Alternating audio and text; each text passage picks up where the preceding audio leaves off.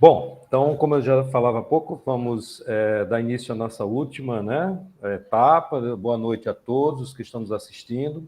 Chegamos hoje à última parte do nosso simpósio Comunicação e Ciência nas Organizações, um evento planejado para nos aprimorarmos nessa questão tão relevante em nossa atuação profissional, acadêmica, ou mesmo quem não é da área, mas se interessa pelo assunto, que comunicação é um assunto que perpassa a realidade de todo mundo. O simpósio é realizado numa parceria entre o campus da UERN Natal e a Fundação de Apoio à Pesquisa do Estado do Rio Grande do Norte, a FAPERN. Foi organizado por minhas colegas, Márcia Pinto, professora do campus da UERN Natal, e Priscila Krieger, chefe do setor de mídias, também do campus da UERN Natal. Juntamente comigo, Ricardo Silveira. Sou professor do curso de comunicação da UERN, campus de Mossoró, e atualmente me encontro cedido à FAPERN, estou aqui nessa comissão representando a FAPERN.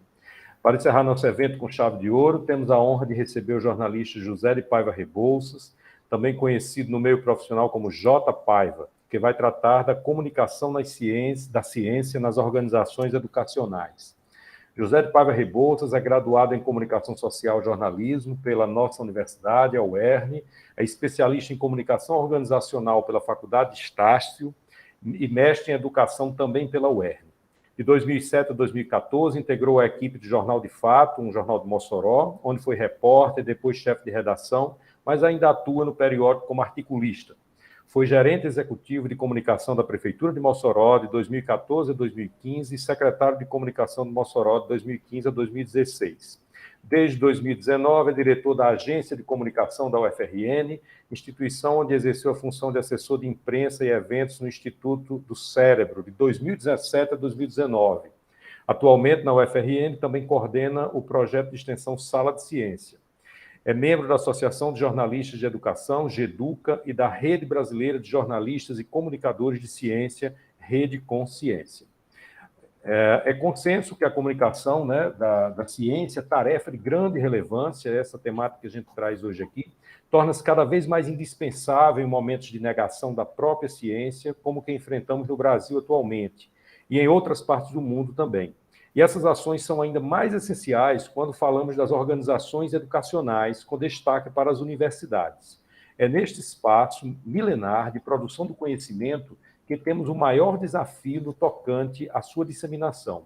Inclusive, a importância também reside no sentido de que a universidade não mais seja vista como uma torre de marfim, onde seus pesquisadores falam apenas para seus pares. Comunicar para a coletividade mais ampla não é mais uma escolha, é uma imposição da contemporaneidade, especialmente no que diz respeito à universidade pública, financiada pelos contribuintes por meio dos impostos que todos pagamos, direta ou indiretamente. Além de um simples desejo, essa disseminação se converte numa obrigação. Então, sem mais delongas, passemos a palavra para o nosso palestrante. Seja bem-vindo, Paiva, a palavra é sua. Muito obrigado, Ricardo. Muito obrigado, Márcia Pinto, que fez o primeiro contato, me convidou. Márcia é uma pessoa muito, muito importante. Márcia foi minha orientadora na minha defesa de monografia, lá no curso de Comunicação Social com Habilitação em Jornalismo da UERN.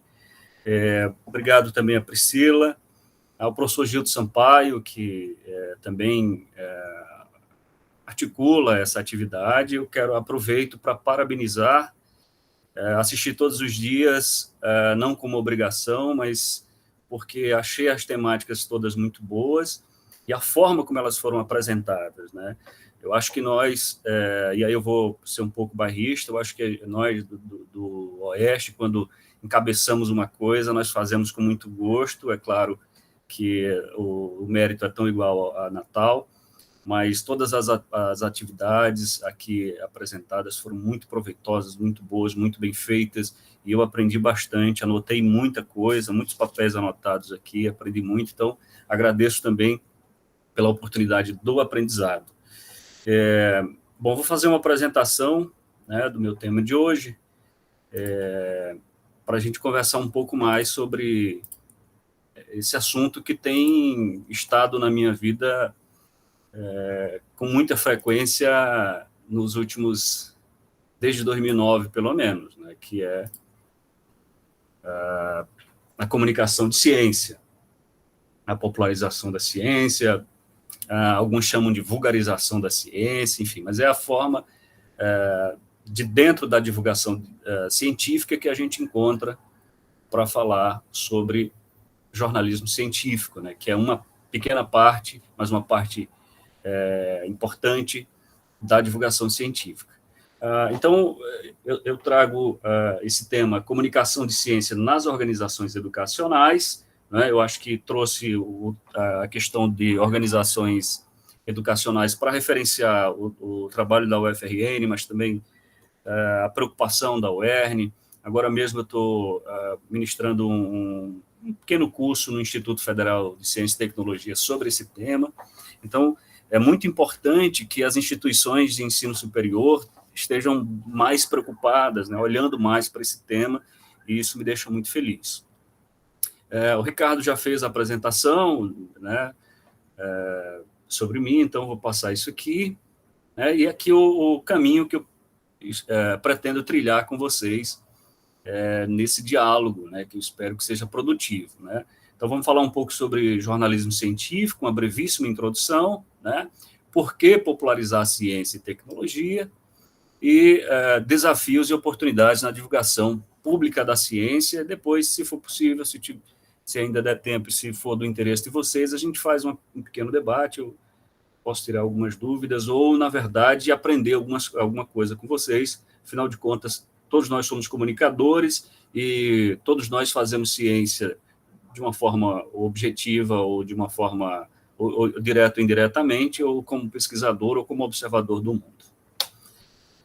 Bom, vamos começar então com o jornalismo científico, que eu vou fazer um voo rasante, assim, bem por cima, bem rápido, porque para não ficar muito maçante, eu acho que a gente, numa outra oportunidade, a gente pode se aprofundar nessa questão mais teórica. Mas aí, para a gente só pelo menos ter uma ideia do jornalismo científico, das bases, do início, né? Então, no princípio, segundo Fabíola Oliveira, o Galileu Galilei é basicamente um dos pioneiros, vamos dizer assim, porque lá, ainda no século XVII, ele já, com a publicação desse livro Mensageiro Celeste, né, que tinha uma linguagem coloquial, né, sobre um relato acessível ao público sobre sua descoberta de observações das três luas de Júpiter, ele já começa a fazer divulgação científica. Então, a divulgação científica, né, que é um espaço amplo onde você vai tornar a ciência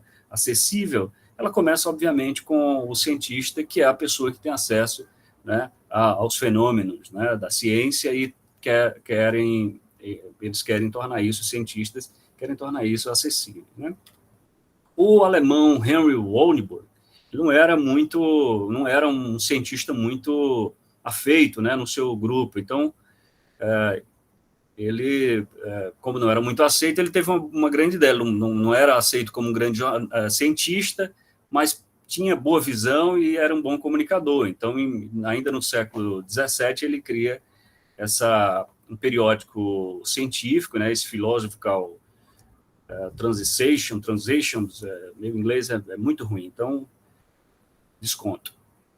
Então, esse periódico, ele, durante mais de 2 séculos, permaneceu como modelo para as modernas publicações científicas, para você ter ideia da relevância desse sujeito na história, né? E aí, quando chega na Europa e nos Estados Unidos, que tem uma vasta cultura de divulgação e popularização da ciência, eles recebem um grande impulso a partir da segunda metade do século XIX, mas também na metade, entre o começo do século XX e meados do século XX, sobretudo nas entreguerras, né? Então, um período importante, que é um período de efervescência tecnológica, porque esses movimentos, né, esses conflitos geram muito isso. E aí, ainda um pouco antes, lá no século XIX, é criado a Associação Americana para o Avanço da Ciência, o AAAS, que é responsável depois pela SAIS, pelo Eureka Alert, enfim, e a Associação Nacional de Escritores de Ciência, lá dos Estados Unidos. Aqui no Brasil, o movimento começa de divulgação de ciência em si, a gente, não estou falando exatamente do jornalismo científico, mas da divulgação científica como um todo, começa a ganhar força a partir de 1940, né? porque entra definitivamente na agenda, né, pouco depois de Getúlio Vargas criar o Ministério, acho que o Ministério da Educação nesse período, se não me engano, mas aí ele ganha muita força com a criação, em 48, da SBPC, né, que é a Sociedade Brasileira para o Progresso da Ciência, né, e aí em 51 o CNPq, a CAPES, etc. Então, começa a ganhar força nesse período por aí. O Wilson da Costa Bueno vai colocar dois grandes momentos importantes da divulgação científica. Então, no primeiro, ele coloca como o início da imprensa, né, ainda lá no Correio Brasiliense, né, porque ele diz que quando a imprensa surge, não só ele, como outros autores também, a imprensa já estava impregnada de divulgação de ciência, porque as pessoas tinham curiosidade, isso era importante divulgar, né? Então, o primeiro momento é do início da imprensa, né, até a década de 1960. E aí ele traz, inclusive, uma lembrança dessa revista de 1909, que chamava Chácaras e Quintais. Antes disso, a revista O Fazendeiro também já trazia questões que ele considera relativas à divulgação científica, porque quando você vai fazendo determinadas atividades que envolvem técnicas, né, você acaba falando um pouco de ciência ou às vezes muito também sobre ciência. Então, Chácaras e Quintais não era uma revista científica, mas trazia muitos elementos e trazia muitos assuntos, né, que eram observados dessa maneira. O segundo momento é a partir da década de 70 até os nossos dias atuais, né, com destaque, então, para José Reis, que é o grande patrono da divulgação científica no Brasil, né, e o José Marques de Mello. Né. E aí, para falar do José Marques de Mello, ele vai falar de dois marcos importantes também na divulgação científica, que é a multiplicação dos cursos de jornalismo, particularmente aqueles vinculados às universidades públicas, e aqui o Marques de Mello tem um papel fundamental, muito importante, ele foi um incentivador, né? Todos nós lemos e acompanhamos e sentimos muito a partir do Marques de Mello, né? E também o surgimento e consolidação das publicações, cadernos, editoriais e programas especializados em ciência e tecnologia. São marcos que o Bueno considera muito importantes, né, e que vai aí marcando períodos significativos na história da divulgação científica e, obviamente, atrelado a isso, ao jornalismo científico. E aí, quando ele vai falar das publicações, sobretudo as publicações mais recentes, aquelas que a gente tem acesso, conheceu a ciência, o que leu muito, às vezes leu nem se ligando nessa coisa de comunicação e jornalismo científico, elas ganham força a partir de 1980, aí ele vai citar a Ciência Hoje, que infelizmente não está mais em circulação, a Super Interessante, a Galileu, mas ele também traz a Pesquisa FAPESP, que é uma revista diferente, um pouco diferente dessas outras três, porque essas outras três buscam trazer a comunicação de ciência de uma maneira fácil, simples, agradável, mas às vezes ele caminha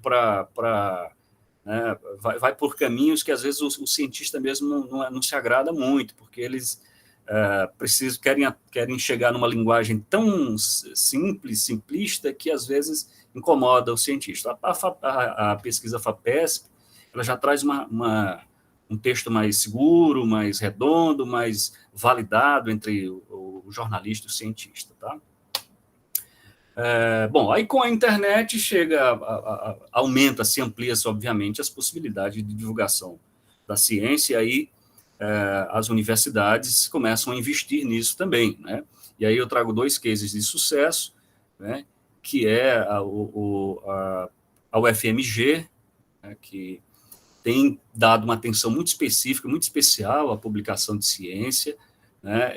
Eles montaram lá com o professor Yuris Castelfranc um núcleo de divulgação científica. Esse núcleo começou para ampliar a divulgação científica e depois ele dissociou da comunicação, de maneira que a assessoria de imprensa da UFMG assumiu essa divulgação de ciência nas suas plataformas, e o Yuris, que é um italiano, está preocupado muito mais em reforçar a importância de tornar a UFMG uma referência na divulgação e aí, né, a disseminação de ciência como um todo. Então, é um case muito interessante, eu gosto muito da UFMG e são pessoas muito bacanas. O outro, obviamente, é o jornal da USP, né? Porque aí você chegou é uma redação gigante, a redação do jornal da USP tem, salvo engano, 80 pessoas, só 30 e tantos jornalistas só para cuidar desse portal. Entre os jornalistas tem grandes figuras como o Ayrton Escobar, quer dizer, jornalistas já quase todos, se não a maioria esmagadora, que são pessoas qualificadas em comunicação de ciência, né, com experiência em grandes revistas. O Ayrton Escobar, por exemplo, é jornalista da Science, né, ele escreve para a Science também. Então, você tem aí um cuidado. E aí, por causa desse cuidado, a gente vai ver lá na frente, é por isso que quando você pensa em jornalismo científico, e você vê uma matéria na televisão, quem aparece lá é a USP, a UFMG, a UFRJ, etc., porque eles também tiveram um cuidado muito grande com isso. Bom, antes da gente chegar especificamente na questão do jornalismo científico, é bom que a gente pense, né, e lembre-se que o jornalismo científico, ou o jornalismo de esporte, ou o jornalismo político, é um jornalismo especializado. Acho que é importante lembrarmos disso e como dica, eu não sei se a UERN tem uma disciplina de jornalismo especializado, mas assim, discutir e falar sobre jornalismo especializado é fundamental nesse processo, porque a gente precisa entender que o jornalismo é feito a partir de uma segmentação, e essa segmentação ela tem uma referência muito grande na economia, né?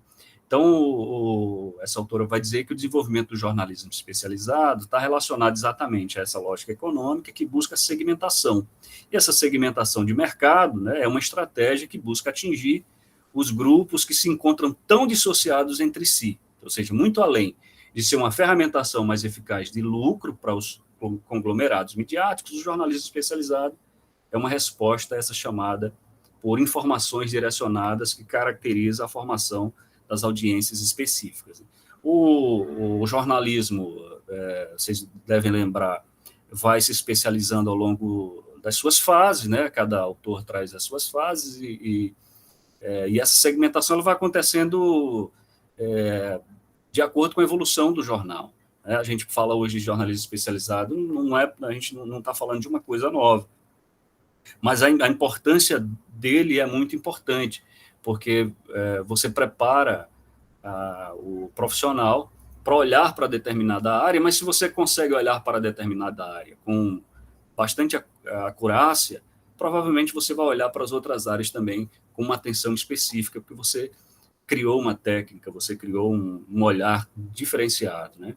Então, ela vai dizer que o jornalismo científico pode ser considerado um dos primeiros ramos da especialização, né? Por motivos evidentes, a abordagem da ciência não poderia ter uma boa qualidade apenas nos espaços reduzidos destinados pela mídia em geral. E isso é verdade, tanto é que, por exemplo, aqui no Rio Grande do Norte, você não tem nenhum jornal que tenha uma editoria de ciência. Bom, e o jornalismo científico? Bom, o jornalismo científico, como eu falei há pouco, é um jornalismo especializado, ele não é diferente de nenhuma outra especialização, né? Então, para você escrever sobre esporte, o que você precisa saber? Você precisa saber, né, as bases daquele conhecimento, você precisa entender os fundamentos, né? Você vai falar sobre esporte de futebol, os fundamentos do futebol, as regras, você precisa entender isso. Vai falar sobre política, você tem que entender como é que funciona o Congresso, como é que funciona a política, como é que, enfim, você tem que entender um pouco disso, né? Então, e assim sucessivamente, qualquer área que você vai trabalhar, que seja especializada, e os jornais são bem segmentados. Eu, por exemplo, trabalhei no Jornal de Fato, fui repórter de Estado, né? Ou seja, eu cobri o interior, depois fui cobrir política. Então, cada espaço desse, você tem né, diversos códigos diferentes para você compreender como é que funciona, né? No jornalismo científico não é diferente. O que acontece é que no jornalismo científico, para você trabalhar mais com ele com mais propriedade, os fundamentos que você precisa ter, a consciência que você deve ter, da ciência, né, do método científico, né, do comportamento do cientista, da relação política que existe entre ciência e sociedade, né, entre as dificuldades que existem entre ciência e comunicação, e por aí e sucessivamente, né? Então, o jornalismo científico atua, em princípio e em conformidade, com procedimentos rotineiros de qualquer outra expressão jornalística, qualquer que seja a especialidade, ou seja, o contato com as fontes, a obtenção e checagem das informações e a formatação do texto noticioso, emprego de um vocabulário de forma de fácil compreensão, né? Os critérios de noticiabilidade também, né? Óbvio que o critério de noticiabilidade, quando envolve a produção de ciência, e quando você está, por exemplo, produzindo uma matéria a partir de um paper, de uma matéria que foi publicada, o critério de noticiabilidade, como, por exemplo, tempo, etc., algo desse tipo, ele não vai funcionar, porque o tempo é da ciência, ou seja, vai depender de quando esse paper estiver pronto, de quando ele for aprovado, de quando a revista científica for publicar, né, esse trabalho. Então, muda um pouco, mas seguem regras bem, na verdade, as mesmas regras, né, só adaptadas. Nesse sentido, o jornalismo científico é um produto elaborado pela mídia a partir de certas regras rotineiras do jornalismo em geral, que trata de temas complexos de ciência e tecnologia e que se apresenta, aí isso é importante, no plano linguístico, por uma operação que torna fluida a leitura e o entendimento do texto noticioso por parte de um público não especializado, né? Então, o que esse autor está dizendo? Ele está dizendo que é preciso que, ao escrever uma matéria de ciência, mas óbvio, ao escrever uma matéria sobre qualquer outro tema, mas como a ciência ela tem um grau de complexidade maior, o que se precisa observar na hora de escrever sobre ciência é que você precisa fazer uma transposição desse conhecimento, né? Uma decodificação, né? Que é o que você vai pegar o tema extremamente complexo e vai transformar ele num texto mais provável de ser compreendido. Esse é um desafio, é um grande desafio, obviamente. Nem todos os textos desenvolvidos serão compreendidos facilmente por todas as pessoas, né? Mas a ideia é que se tenha uma relação assim, maior no que diz respeito à proximidade daquilo que se entende quando se olha o texto. Bom, e aí entramos numa questão que eu acho fundamental, já que a gente está dizendo que o jornalismo científico é importante, e a gente está dizendo que escrever ciência requer um cuidado maior em relação à construção do texto, né? Pode ser que alguém, às vezes a gente mesmo se questiona por que popularizar ciência e tecnologia, né? Por que principalmente agora, essa ebulição, esse negócio de popularizar ciência e tecnologia? E aí vamos passear aqui para ver se a gente acha uma resposta para essa pergunta, tá? Trazer aqui para vocês um cenário, né? Vocês lembram como era que estava o Brasil antes da pandemia? Brasil especificamente, né? Bom, como é que estava a situação antes da pandemia? A primeira coisa que a gente estava discutindo muito e estava tentando combater, pelo menos as pessoas que fazem jornalismo de forma progressista, ou mesmo os sujeitos que não são jornalistas, mas que pensam o mundo de uma maneira mais racional, estava dizendo, olha, nós estamos inundados com essas fake news, e essas fake news trouxeram, por exemplo, um prejuízo gigante à nação brasileira, por questões outras que não vêm ao caso. Mas aí era essa a situação que nós estávamos. Mas essas fake news trouxeram um outro problema, porque como era a universidade, a educação, os institutos, né, de ciência, o bom jornalismo que estava dizendo que fake news era prejudicial à sociedade, então começaram a dizer que nós que trabalhamos, nós que fazemos as universidades, ou que estamos nas universidades como estudantes, pesquisadores, etc., fazíamos balbúrdia. Então, nós convivemos com essa questão da balbúrdia, né? Depois, como a gente resistiu, essa coisa se transformou numa situação que está intrincada, é a mesma coisa, mas que vai ganhando um novo corpo, que é a história do negacionismo. Então, as pessoas tinha gente com coisas tão absurdas que se daqui 2 anos a gente contar alguém que ouviu falar, as pessoas vão dizer que é mentira. Né? De alguém dizer, mas de onde é que você está dizendo isso? Por quê? Você diz, mas isso é do conhecimento, isso tem um método científico, está num livro e tal. E quem disse que o livro está certo? Quer dizer, é uma coisa que você realmente não tem nem como responder, assim, porque chega num estágio que beira, no meu entendimento, a loucura, né? E aí chega a pandemia. E aí, gente, quando chega a pandemia, as coisas começam a mudar. Não vou dizer a você que mudou tudo, mas começa a mudar. E aí, o que a gente viu? Mudou a agenda. A agenda mudou radicalmente porque as pessoas precisavam entender o que estava acontecendo. Você tem ideia, por exemplo, a primeira morte, eu anotei isso aqui, no dia 25 de fevereiro de 2020, apareceram os primeiros suspeitos no Brasil. Acho que foi um suspeito. No dia 11 de março, a OMS decretou o estado de pandemia, né? E no dia 12 de março, nós tivemos o primeiro óbito. 10 de abril, já tínhamos 1.000 mortos, e 28 de abril, já tínhamos 5.000 mortos. E aí a ascendência agora é mais de 580 mil mortos, né? E aí a agenda mudou. Todo mundo começou a falar sobre pandemia. Aí essa referência ao Márcio Gomes, né, nesse programa, a Rede Globo mudou a sua programação, colocou esse programa a manhã inteira para explicar às pessoas, e a gente precisava explicar às pessoas que tinham que lavar as mãos, né? As pessoas precisavam, por que precisava lavar as mãos? Isso é a coisa que eu vou mais lembrar na minha vida toda, você explicar a alguém que você precisa lavar as mãos para você não morrer. Isso é interessante. Mas ela muda na televisão, muda a novela, sai a novela do ar, enfim, o coronavírus é o assunto do momento. E aí isso muda em todos os aspectos, porque, por exemplo, as personalidades que eram as estrelas não deixaram de ser estrelas, né? Mas aí, na verdade, o futebol dá uma desaparecida, aí os ídolos do futebol, né, já não são mais, nesse período, nesse pequeno recorte, já não são mais tão importantes, né? Os atores e famosos, né, da televisão também já não são tão importantes, né? Outras personalidades, por exemplo, não são tão, quer dizer, obviamente que eu não vou mexer com os cactos, porque eu sou meio cacto também, então Juliette é outra coisa. Mas, assim, as pessoas não se interessaram tanto mais pelo que está por essa cena em determinado momento, porque as personalidades passaram a ser outras. O Atla Yamarino, né, que é biólogo e pesquisador da USP, divulgador no canal Nerdologia, que é um ótimo canal. A Natália Pasternak, que esteve hoje, inclusive, tinha sido convidado para mediar uma mesa com ela hoje, aqui no UOL, no Hospital Universitário. Então, teve um debate bacana com ela e o Carlo Orsi, que são do portal Questão de Ciência. Ela foi os dois, inclusive, foram para o Roda Viva e tudo mais.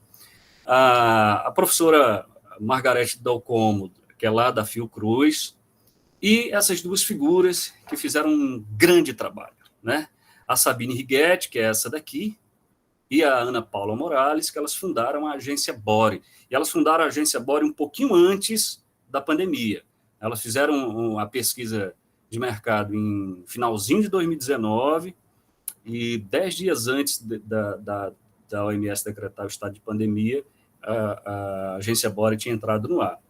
E o que é a agência? A agência Bore é um canal, é uma agência de publicação de notícias de ciência voltadas para os cientistas e para os jornalistas de ciência, né? Então, os cientistas colocam as matérias na agência Bore com embargo, ou seja, pelo menos uma semana antes da publicação do paper, os jornais têm acesso a esse material e começam a preparar as matérias para sair depois. Então, essas figuras passaram a ser personalidades extremamente importantes no período. Nós queríamos assistir mais essas pessoas do que as pessoas anteriores, né? E aí, dito tudo isso, a pergunta continua, né?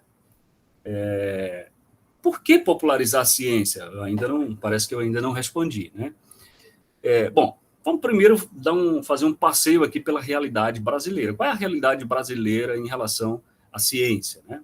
Bom, o que nós temos ainda é uma desconexão latente entre produção científica e conhecimento científico. Isso é claro. A educação científica é frágil nas escolas, né? O PISA está dizendo que o PISA 2019 diz que o Brasil está na colocação 67, né? Em relação à educação científica. cientistas não estão familiarizados com a imprensa e com a linguagem jornalística. Isso é verdade também. Esse é um dos problemas que se tem em relação à divulgação científica. Um deles é a relação do cientista, do jornalista com o cientista. Outro, que também está relacionado, é a decodificação do texto científico para o texto jornalístico. São dois problemas intrincados que dependem muito dessa relação entre jornalista e cientista. E, por último, a comunicação institucional das instituições públicas desconhece, ignora ou não tem capacidade humana para divulgar a ciência. Isso é uma realidade brasileira. A outra situação é que, segundo a pesquisa de percepção pública da ciência e tecnologia no Brasil de 2019, 90% dos brasileiros não sabem, não lembram ou não sabem apontar um cientista do país. Você pergunta assim, você sabe quem é? Você sabe dizer o nome de um cientista brasileiro? E aí eles dizem, pensam, não souberam dizer. Pelo que eu li na pesquisa, aproximadamente 3% disseram alguns nomes e muita gente falou Oswaldo Cruz e outros falaram Marcos Pontes, que na verdade, no meio científico, ele não é muito respeitado como cientista, né? Não por ser ministro do atual governo, mas por falta de uma produção mais melhor, né? Agora, o que é interessante, né? Você tem um número muito negativo, né? Que se você tem um número tão grande de pessoas que não sabem, não lembram, não conhecem um cientista, né? Mas você tem 73% das pessoas que acham que ciência e tecnologia trazem só benefícios ou mais benefícios que malefícios para a sociedade. Então, esse número, né, é um número muito bacana, é um número importante, porque as pessoas não conhecem, mas as pessoas respeitam, né? As pessoas não têm acesso ou não sabem, mas as pessoas acreditam. Então, isso é muito importante. Considerando, então, a percepção pública da ciência, né, tem uma linha de pesquisa lá na Unicamp que estuda sobre isso, a Sabine Righetti estuda isso, é importante dizer o seguinte, que se você, né, e aí se a sociedade não tem conhecimento, né, ela não tem interesse. Ou seja, se ela não conhece, como é que ela vai se interessar pela coisa? E se ela não tem interesse, ela não valoriza. Como é que ela vai valorizar uma coisa que ela não se interessa? Agora, se ela não se interessa, ela também não se engaja. Ela não vai se engajar, não vai fazer com que essa ciência se torne mais acessível, ou então não vai lutar para que as universidades tenham mais recursos, os campos da ciência ganhem mais recursos. Então, sem conhecimento não tem interesse, não tem valorização, não tem engajamento. Outro dado importante é que, aí eu trago essa referência de Sabine Righetti, que estava bem redondinha, é que o Brasil produz aproximadamente 2% de toda a ciência mundial, o que lhe configurou, lá em 2016, o posto de 14º lugar no mundo em produção de ciência. Esse número oscila bastante, nós já fomos 11º, agora estamos 13º, estamos em 13º lugar, mas a quantidade, a produção, ela fica nessa casa aí de 2%, que é muita coisa, gente. Por exemplo, só em 2016 foram 69 mil estudos publicados, né? Aqueles que são indexados, ou seja, aqueles que são possíveis de encontrar. De 2015 a 2020, segundo esse levantamento da USP, 372 mil trabalhos foram publicados internacionalmente nesse período. Quer dizer, é muita coisa, tem muita gente trabalhando, o cientista está trabalhando, e muito. Então, há preocupação científica nacional, mas esse conteúdo raramente chega à grande mídia e, portanto, tão pouca população. Aí, o que está acontecendo? Né? Por que você tem 69 mil estudos no ano, você tem, num período de 5 anos, 372 mil, considerando só as publicações internacionais, e por que esse negócio não está chegando à sociedade? O que está acontecendo? Né? Essa na verdade, uma pergunta que eu vou praticamente deixar sem resposta, embora o que eu vá dizer em seguida possa ser que ajude. Bom, o Yuris Castelfranc diz que hoje a comunicação da ciência não é apenas uma escolha, uma opção dos cientistas, né? Um dever de alguma coisa, um direito de outros, mas também uma parte fisiológica, intrínseca e inevitável no funcionamento da tecnociência. E aí ele diz ainda que a comunicação pública da ciência serve tanto como adubo para um sistema de ciência e tecnologia competitivo, como para demarcar sucessos, primados, supremacia nesse campo. Ou seja, a ciência e tecnologia ela tem sido usada ao longo da história, né, para movimentar, ela é responsável por implicações econômicas, porque tem importância política, supremacia militar, eu falei das entreguerras e tal, e os Estados Unidos são um exemplo disso, né? Segurança nacional, prestígio e influência. Mas Castelfranc diz que a maior parte das razões para as quais cientistas e comunicadores consideram importante o trabalho da difusão do conhecimento científico é ligado ao bom funcionamento da democracia, né? Conhecimento e democracia estão atrelados, né? Você não pode esperar que um país seja democrático quando as pessoas não têm o conhecimento. E o Brasil é um exemplo disso. A nossa democracia é uma criança e uma criança doente. Então, a preocupação de lidar com o bom funcionamento da democracia, ela está ligada à educação e à ciência. E aí, a divulgação de ciência hoje, então, é vista como parte da institucionalização da própria atividade científica e da cultura científica de uma sociedade. É preciso divulgar a ciência por meio da mídia para que a sociedade tenha acesso ao conhecimento que, em muitos casos, é produzido com dinheiro público, né? Então, é preciso divulgar a ciência como parte da própria atividade científica. Eu resumi essa frase, juntei essa frase desses dois autores, porque eu acho que aqui resume bem a importância da divulgação da ciência, por que ela é importante, né? Seguimos. Quando vocês veem essa imagem, né, o que vem à cabeça, né? O que vem à cabeça? Eu, por exemplo, me lembro das grandes reportagens, né? Reportagens sobre animais, viagem à África, né? Mas também algumas reportagens de ciência. Foi no Globo Repórter, salvo engano, que eu, muito pequenininho, vi uma reportagem de uma técnica que algum laboratório norte-americano, estadunidense, desenvolvia e mostrava o interior do corpo humano, né? Algum passeio por dentro do corpo humano. Aquilo me impressionou de uma maneira incrível.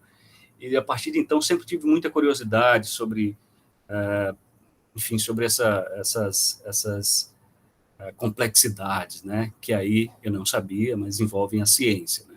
Então, o Globo Repórter, que a gente assistiu como criança, eu estou trazendo referência da Globo e vou trazer outras, não por acaso, porque a primeira televisão que a gente teve lá em casa eu tinha 13 anos e só pegava a Globo até, né? Então a gente foi obrigado a assistir muito a Globo, e as referências que eu trago são da Globo, que além do Globo Repórter, o Globo Rural, o Globo Ciência, que é fantástico esse programa, mas passa de madrugada, né? Umas 2 horas da manhã, sei lá que horas, ou 4 horas, 5 horas da manhã.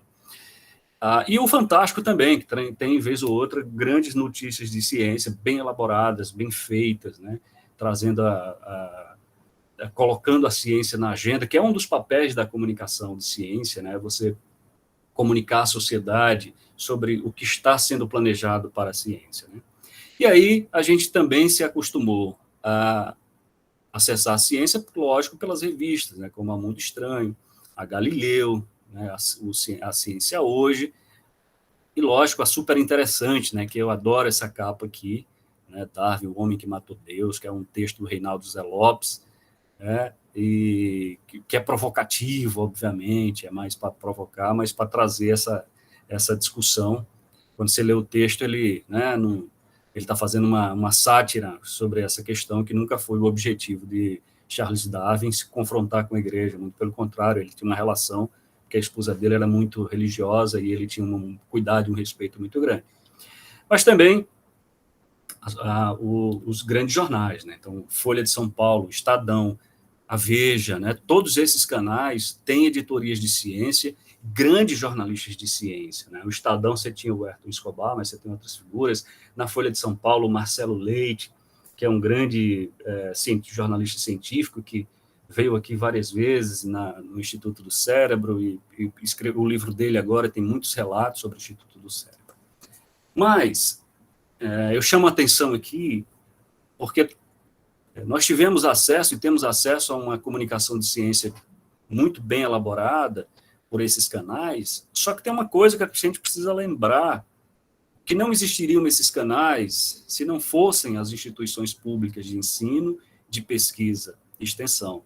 Se não fosse o cientista trabalhando e financiado, né, com os recursos que estão nas universidades, não teria ciência, não teria conteúdo suficiente para você fazer isso. Então, quando você olha, ou quando você olhar a partir de então para uma matéria de ciência ou para um desses canais de comunicação, você lembra que por trás dele tem um cientista e, obviamente, tem um jornalista de ciência. Bom, aí, já com o advento da internet, como eu falei lá atrás, e aí com o surgimento desses canais todos de comunicação, as universidades, não só aquelas lá do Sudeste, mas as universidades de todos os lugares também passaram a se preocupar com a comunicação da ciência, porque ela é importante, ela tem relevância na comunicação institucional.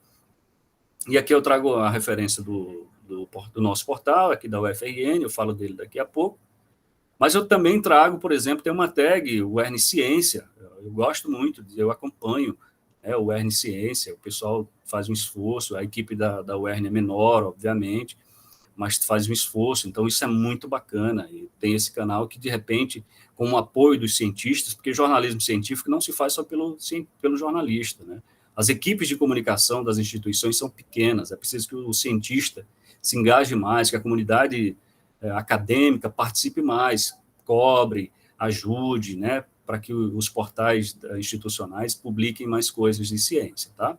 E aí, 2 outros exemplos, que é o Nossa Ciência, né, que é um portal de ciência, acho que o único portal de ciência do Estado, que não é vinculado à instituição e que publica matérias de ciência, e, como eu já falei, a agência Bore de Notícia, né, que eu sou cadastrado, sou um dos jornalistas de ciência afiliados, que tem essa possibilidade de você ter material embargado. Então, nós da UFRN publicamos muitas coisas aqui na Bore também. Bom, e aí, eu estou falando dessa comunicação de ciência, pensando na perspectiva do jornalista, né, com o cientista, mas assim, numa perspectiva da comunicação pública da ciência a partir da imprensa. Mas ele se faz de outras maneiras também, tanto com cientistas como com jornalistas, mas muito mais com cientistas ou naquela perspectiva norte-americana. Qual é a perspectiva norte-americana? O cara entra para a ciência, se torna um cientista, ou seja, entra numa pesquisa, começa a pesquisar, mas ele não se encontra na pesquisa. E muitas vezes ele deixa. E aí é muita gente, é um médico, é um biólogo, físico, etc. E aí ele vai para a comunicação de ciência e começa a comunicar a ciência. Como lá nos Estados Unidos dá dinheiro, imprensa, né, e comunicar a ciência também é possível ganhar dinheiro, esses caras se fazem nisso. E tem os grandes comunicadores de ciência, que são grandes cientistas com enormes pesquisas, né, como o Carl Sagan, que a gente conheceu, o David Dawkins, né, o próprio Stephen Hawking também, o Neil deGrasse Tyson agora, enfim, esses são grandes cientistas, obviamente, mas também são grandes divulgadores de ciência. E no Brasil, um movimento começou há uns 10 anos aí atrás, foi o Science Blogs, né? Quando o blog estava em ascensão, etc., muitos blogs começaram a publicar ciência e o pessoal começou a juntar esses blogs e criou o Science Blogs. A Ana Cláudia, eu faço parte desse grupo, que a gente se encontra de vez em quando, eu participo bem pouco, assim, né? A gente fica cada um na sua casa, tomando uma cerveja, conversando sobre ciência, mas entra muita gente da física, eu fico perdido nos assuntos, né? Não entro muito. Mas é o pessoal do Science Blogs que depois migrou para o Science Vlogs, né? Que aí são os canais de comunicação de ciência na internet, YouTube, né? E aí algumas referências, por exemplo, a Matemaníaca, né, com a Júlia Jacor, que é uma pessoa bacana e tenta desmistificar a situação da matemática, tentar dizer que a matemática não é tão complexo quanto parece ser. O canal Colecionadores de Ossos, que é um grande canal, está agora numa luta gigante junto com outros canais de paleontologia, né, para trazer de volta, né, o nosso dinossauro aqui do Cariri, o Birajara. Né? Então, a Aline Guilard, que é aqui professora da UFRN, e tal, o Tito, que acho que é professor lá em São Paulo. Tem, óbvio, o Nerdologia, com o Atla Yamarino. Tem também o Pirula, né? Se vocês têm acesso, se vocês acompanham a comunicação pública, a comunicação de ciências, vão saber que o Pirula, mais do que o Atla Yamarino, é o grande ídolo da comunicação de ciência nos Science Vlogs. E aí você tem ainda, como foi falado ontem, os podcasts, né? Tem muitos podcasts de ciência que você pode acompanhar e geralmente são feitos por cientistas, né? Ou estudantes de ciência, estudantes de pós-graduação que vão lá conversar sobre determinados temas. Então, um dos que eu mais gosto é o Dragões de Garagem, né? Inclusive na quarta-feira o Elton do Dragões estava comigo lá na discussão com o pessoal do IFRN. O Alô Ciência, que eu adoro esse canal. O SciCast, que é muito bom. O Fronteiras da Ciência, que é um dos primeiros, né? Ele só não vem antes do que o Rock com Ciência, então ele faz uma relação entre rock e ciência, bem interessante esse canal, se vocês quiserem ver, né?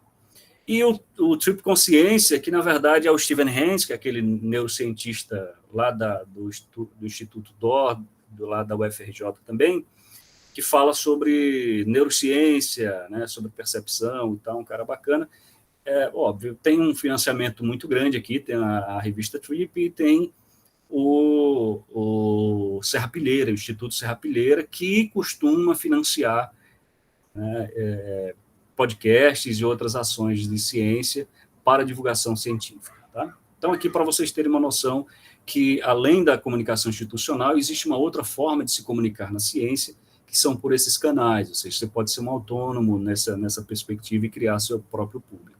Aqui só para vocês terem uma ideia de alguns das grandes referências, pelo menos as que eu mais sigo, em relação à divulgação de ciência no Brasil. A Sabine Righetti, da Agência Bore, a própria Agência Bore, a Luísa Caires, que é lá da USP, do jornal da USP, essa menina está fazendo, eu acho que ela não tem outra coisa para fazer senão divulgar ciência, e a gente se pauta muito por ela. O Ayrton Escobar, né, que é aquele que eu falei lá, ele era do Estadão, agora está também na USP, na Ciência USP. Esse canal aqui, que é canal no Instagram, que é canal no YouTube, que está no Science Vlogs, que é o Nunca Vi um Cientista, são duas meninas tentando desmistificar, né? A Rede Consciência, que é lá a nossa rede de divulgadores de ciência, a Mel, que foi considerada uma das mais importantes divulgadoras de ciência no Brasil no ano de 2020, a Lucia é uma pessoa muito bacana, é uma paleontóloga também, que fala sobre muitos assuntos, e agora está falando muito sobre uma questão de sexualidade também. Papo de Cobra, o Cláudio desmistifica as cobras, o Luiz Fernando Toff, que é um grande cientista brasileiro. Então, com algumas referências, se vocês quiserem seguir, né? Então, para vocês conhecerem um pouco mais desse caminho da divulgação científica. E aí eu quero falar agora sobre os fluxos. Então, quais são os fluxos que são possíveis fazer, considerando, por exemplo, uma instituição de ensino, de pesquisa, né? Que aí é importante que os estudantes que estão aqui pensem, se coloquem no lugar também de produtor dessa notícia, porque tem um viés, a gente está o tempo inteiro dizendo, o cientista pode fazer divulgação de ciência, mas o jornalista tem uma capacidade um pouco maior, porque ele é preparado para fazer essa transposição, né, essa decodificação dos temas. Então, um dos fluxos é o cientista produzir informação direto para a mídia e chegar à sociedade, né? Isso é possível, o jornalista pode ligar para uma empresa de comunicação ou produzir seu próprio release e enviar. Ele pode jogar essas informações nas redes, mídias sociais e chegar à sociedade através dela, como ele pode também, junto com a assessoria, fazer todo o percurso, né, que é trabalhando junto, levar essa informação para as mídias sociais e depois para a imprensa e sempre chegando à sociedade. Então, são fluxos simples e objetivos, são fluxos comuns também a outras especialidades, mas que funcionam bem. E aí, talvez, para responder a pergunta, né, que eu faço lá no meio da minha conversa, por que divulgar ciência, eu vou dizer que os ganhos na divulgação de ciência alguns deles são esses. O primeiro, ampliar o acesso do conhecimento científico junto à sociedade. Eu acho que isso é fundamental. É um trabalho além de só divulgar, de só chegar à imprensa, mas de você construir uma cultura de popularização da ciência, ou de acesso à ciência, de uma educação mais qualificada, né? Então, dar visibilidade devida ao trabalho dos pesquisadores da instituição, ou seja, o cara, às vezes, passa 4 ou 5 anos desenvolvendo uma pesquisa. Publica lá no paper, publica lá no seu espaço, e pronto, ele reverbera bem, às vezes até, né, tem muitas citações e tal, mas a sociedade, a comunidade mesmo, as pessoas que não são da área, às vezes acabam não sabendo o que está acontecendo. No entanto, eu quero alertar aqui que alguém comentou essa semana aqui que, olha, eu estou na minha área, mas eu não sei o que está acontecendo. Você nunca vai saber, gente. Nunca vai saber, né? Imagina a quantidade de áreas, quantidade de pesquisas acontecendo dentro da UERN. É impossível que alguém saiba tudo o que está acontecendo. Agora, o interessante é que a gente saiba, pelo menos, uma parte disso. E isso só é possível a partir dessa visibilidade. Como foi dito lá atrás, para justificar os investimentos feitos para o desenvolvimento da ciência, tecnologia e inovação, e a gente, pelo menos, deixar de ser chamado, às vezes, de balbúrdia, né? Funciona também, ajuda. Bom, para gerar pautas específicas de temas exclusivos produzidos nas IES, o que isso significa? Que a pesquisa, por exemplo, com cetáceos, feito lá na UERN, ela tem um ponto específico que você não vai, aquela mesma pesquisa, ela não está sendo feita. Está sendo feita uma pesquisa semelhante, em caminhos paralelos, mas não é a mesma pesquisa que está acontecendo na outra universidade que trabalha com cetáceos. Então, você gera uma pauta específica de temas exclusivos e oferece à imprensa. Como você vai produzir essa pauta, como você vai oferecer, é outra coisa, aí é outro momento, mas assim, você tem essa oportunidade. Você também, obviamente, que amplia o número de visualizações e acessos nos canais de comunicação, e eu vou mostrar isso daqui a pouco, como é que a ciência ajuda a gente nisso, né? Amplia significativamente, porque você traz outros temas, e temas complexos, mas que têm uma relevância importante. E a coisa que eu acho fundamental, que é fortalecer a instituição como fonte especializada e segura de informação e conhecimento. Eu aqui na comunicação da UFRN, eu recebo muita solicitação da imprensa de Mossoró. E aí eu não vou, obviamente, discutir com o jornalista, com o colega, que geralmente são colegas, estudaram comigo, ou enfim, a gente de Mossoró é muito próximo, né? Mas às vezes eu dá vontade de dizer assim, olha, esse profissional tem na UERN, esse profissional tem na UFESA, tem no Instituto, lá no IFRN, né? Ou mesmo na UNP, mas tem, cara. Então tenta dar visibilidade ao pessoal daí. Mas como eu não sei se essa pessoa teve dificuldade ou não teve dificuldade, geralmente eu indico alguém e essa pessoa acaba acessando algum cientista daqui e leva a notícia. É o que acontece em relação à divulgação de ciência no Brasil, né? Que acontece em 2 caminhos que eu falo daqui a pouco. Bom, e aí chegando na nossa quarta e última questão, no nosso, já para ir para os finalmente, os desafios e oportunidades na popularização da ciência. Então, quando eu cheguei aqui na UFRN em 2017, que eu fui trabalhar direto no Instituto do Cérebro, por isso que tem esse paraquedazinho, eu fazia comunicação política. Eu trabalhei com política no interior do estado, cobrindo o Oeste, todo o Oeste, eu cobria de Açu a Paulo dos Ferros. José Bezerra, pedimos para você... tá, fechou. Obrigado. E aí, chego no Instituto do Cérebro e aí tinha que escrever sobre neurociência. Cara, neurociência eu não sabia nem o que era, tecnicamente, né? Então, e outra coisa, receber os papers todos em inglês, como tinha, se vira. desenvolve, meu inglês já é ruim, na verdade quase é inexistente, na verdade. E aí você pegar material em inglês, mas quando você faz uma tradução ruim, essa tradução ainda está falando de neurociência, de temas extremamente complexos, eu dei uma sofrida grande para tentar desenrolar. E o mais importante que eu comento muito é que, em alguns momentos, eu estava quebrando a cabeça, né, enlouquecendo para tentar desvendar alguma coisa, aí entrava na minha sala, entrava um professor, outro professor, para ver outras coisas. Eu dizia: professor, pelo amor de Deus, me ajuda nisso aqui, ó, que eu estou com uma dificuldade danada de decodificar isso aqui. Ele olhava e dizia: pá, eu não posso lhe ajudar, porque eu também não sei. Né?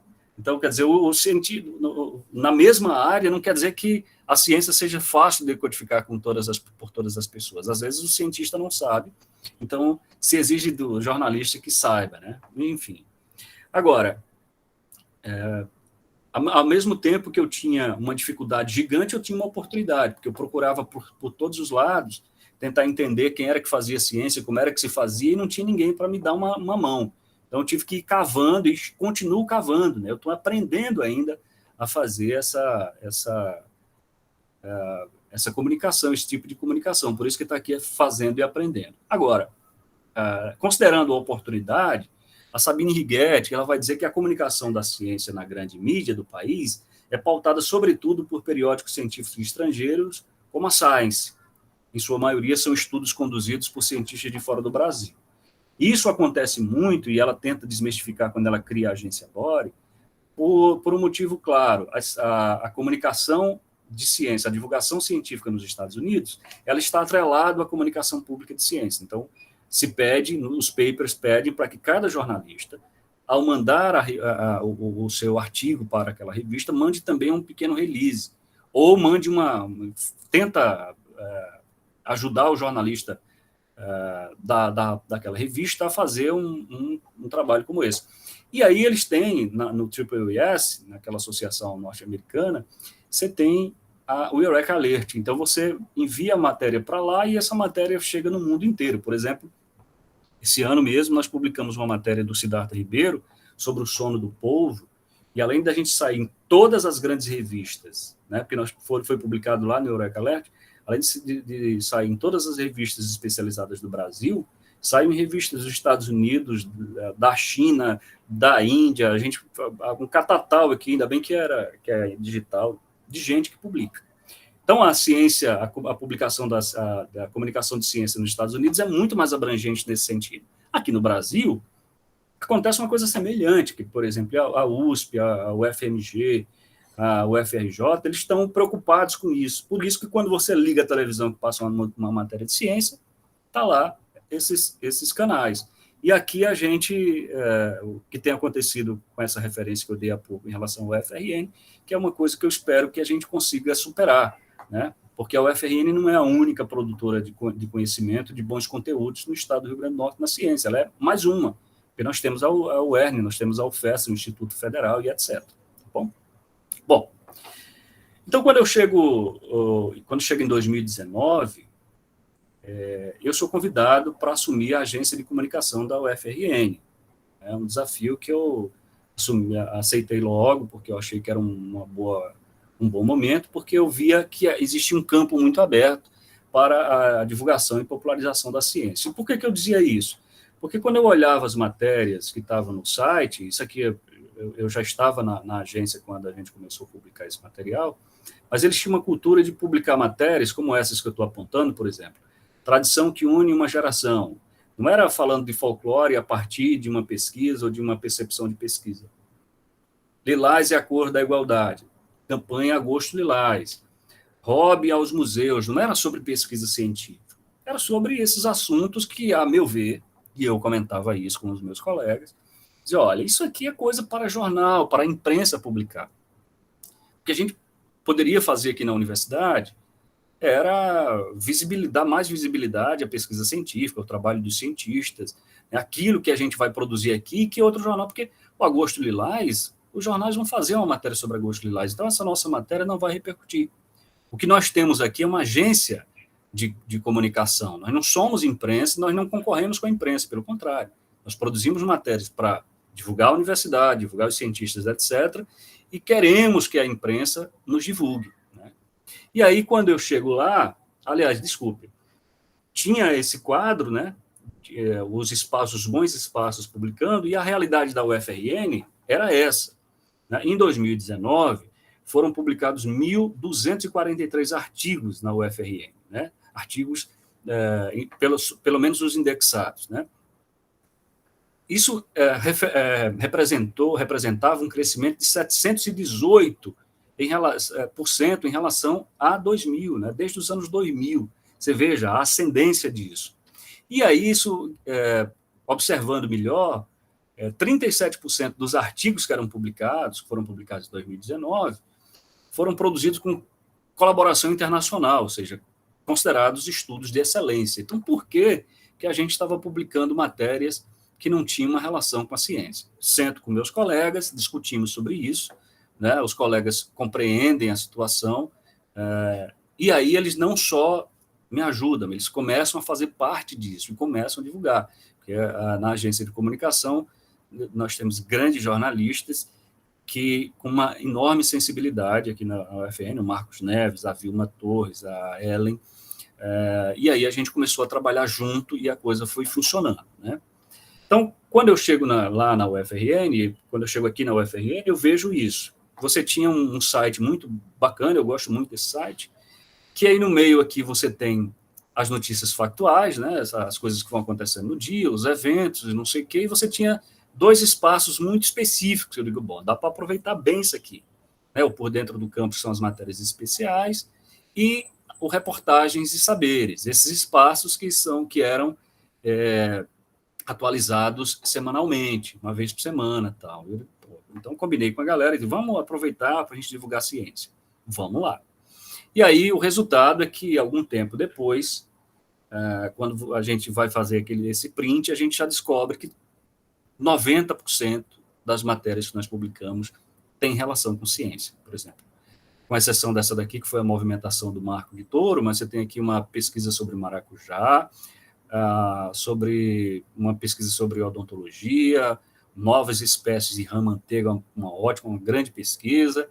Aqui falando sobre tecnologia e inovação, né, internacionaliza, a riqueza da catanduva, mostrando o potencial da nossa da biodiversidade do Rio Grande do Norte e tal. Então, nós mudamos e hoje nós temos 90% das matérias especiais, ou um pouco mais, na UFRN, são matérias de ciência. E aí nós temos uma publicação nas terças e nas quintas, ou seja, toda terça e toda quinta, nós publicamos o que nós chamamos de especial UFRN, com uma matéria, geralmente uma matéria de ciência, geralmente, 90% delas. E ele vai assim, né, em formato de newsletter, uma foto e outras fotos, alguns elementos a mais, etc. E esse material, que sai 2 vezes por semana, ele é enviado para uma lista, que é uma lista que a STI, que é a nossa Superintendência de Tecnologia da Informação, fez, que tem mais de 60 mil pessoas, que incluem aí toda a comunidade da UFRN, mas inclui também autoridades do país, jornalistas do Rio Grande do Norte, de outros estados, etc., de grandes jornais. Então, vai para essa lista todas as vezes que nós enviamos. Nós temos um diário e temos esse especial, estou falando desse especial. E aí nós divulgamos nas redes sociais, obviamente, em todas as redes, divulgamos nos nossos canais internos, né, que a gente tem rádio e tem TV, e nós fazemos contato e negociação com a imprensa. Nós temos uma relação muito boa com a Tribuna do Norte, e às vezes a Tribuna diz assim, olha, tem um espaço no domingo, vocês têm alguma coisa que eu tenho um especial, não vou publicar, mando primeiro para você, depois eu publico, porque eu não sou concorrente da imprensa, pelo contrário, a imprensa é um outro canal que a gente utiliza, né?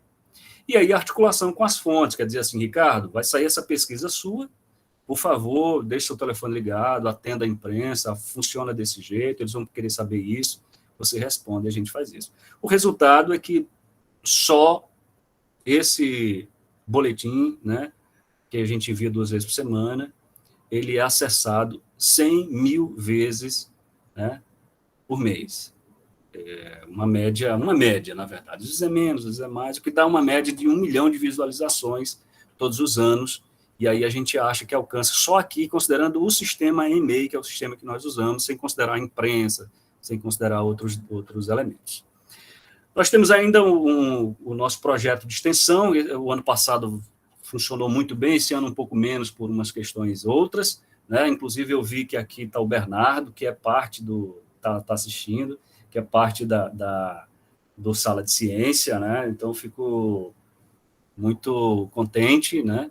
E aí o que a gente faz a gente pega o material que é publicado no portal da UFRN, nós fazemos uma seleção para a gente assegurar quantas matérias de ciência saíram, se a gente faz esse levantamento, e aí a gente reverbera nesses canais, né?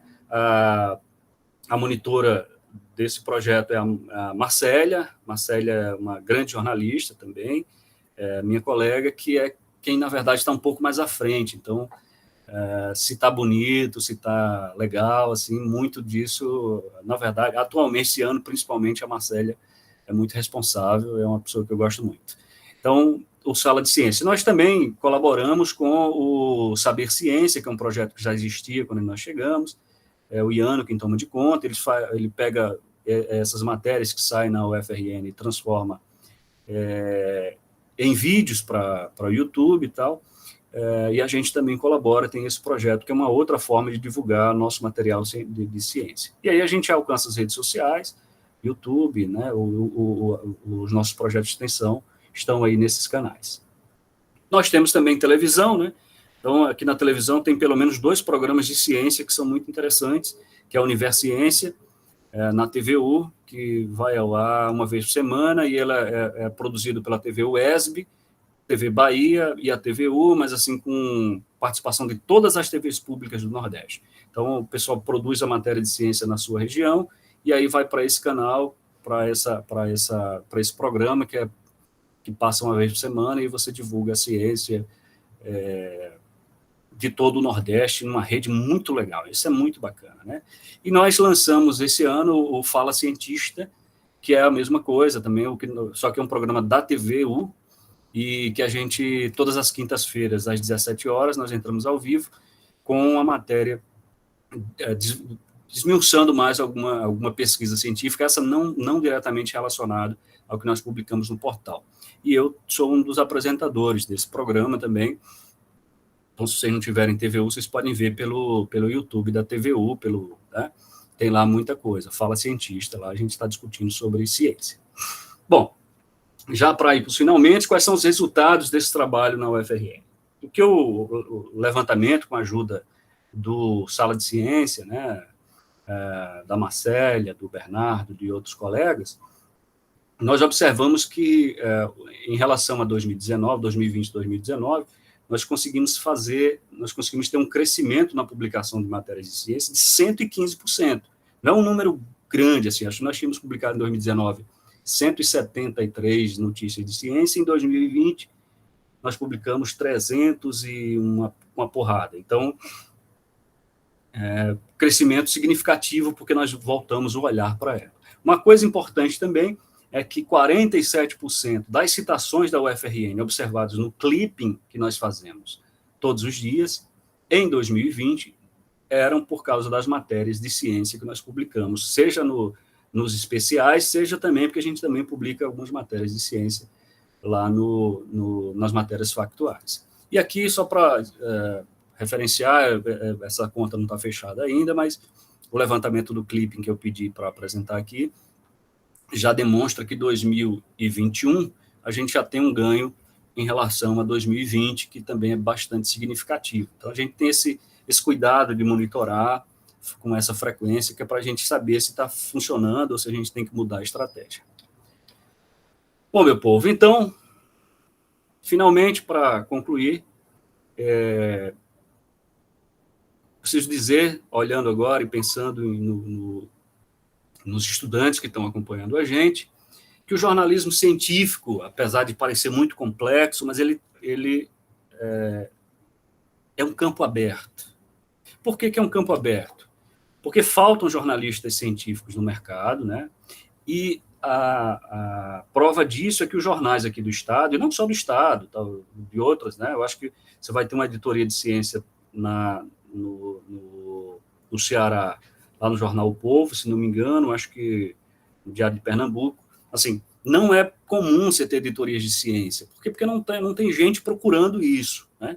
Então, se faltam jornalistas e faltam editorias, sobram o quê? Sobram fontes de notícias, temas instigantes, possibilidades de novos conhecimentos, uma riqueza, né, de oportunidade, que você que está o tempo inteiro dentro da universidade, pensando nos mesmos caminhos, ou seja, está pensando em fazer jornalismo de política, ou fazer coberturas de cidade, ou fazer aqueles, enfim. Hoje em dia a televisão está com uma especialidade que eu não entendo bem, que é fazer, enfim, não estou encontrando a palavra, mas, sei lá, ser engraçado num jornal que deveria ser sério, que eu sinceramente, talvez eu seja muito velho para entender isso. Assim, não é muito legal, e assim, você tem uma oportunidade de falar sobre uma coisa que é instigante, que é a ciência, ter acesso a conhecimento e ainda informar a sociedade, porque toda a relação da ciência e da comunicação de ciência, ela tem um pé, ela não é, mas ela tem um pé na educação, tá? Bom, e você pode fazer isso através de jornais, de sites, de blogs, você pode ter um seu canal no YouTube para falar sobre ciência, se você se interessar por determinado tema e souber tratar dele. Você pode ir para as redes sociais, o Instagram tem alguns exemplos, eu não gosto dos exemplos do Instagram, que fogem um pouco, às vezes as pessoas querem espetacularizar demais, brincar e tal, e eu acho que é legal.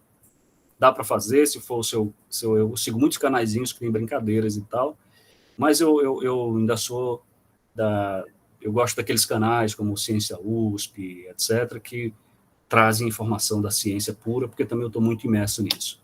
E você pode fazer o podcast, como eu mostrei.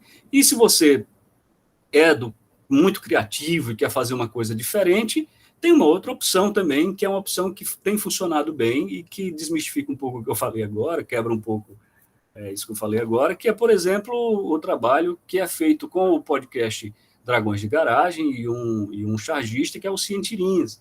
Ou seja, eles pegam o humor das tirinhas, junta com questões científicas, ou seja, como o Dragões de Garagem é feito por cientistas, então o cara vai lá, pensa no tema, valida com esses caras que são cientistas e trazem para cá essas historinhas que são legais. Essa daqui eu gostei bastante, né, essa brincadeira que faz com o Neymar, né, mas também falando dessa questão aqui dessa estratégia de defesa tanatose que alguns animais têm. E essa outra daqui, né, que é uma sátira muito grande sobre a realidade brasileira, mas que, na verdade, reflete muito sobre a realidade do mundo, né? O cara diz assim, precisamos aumentar nossa eficiência.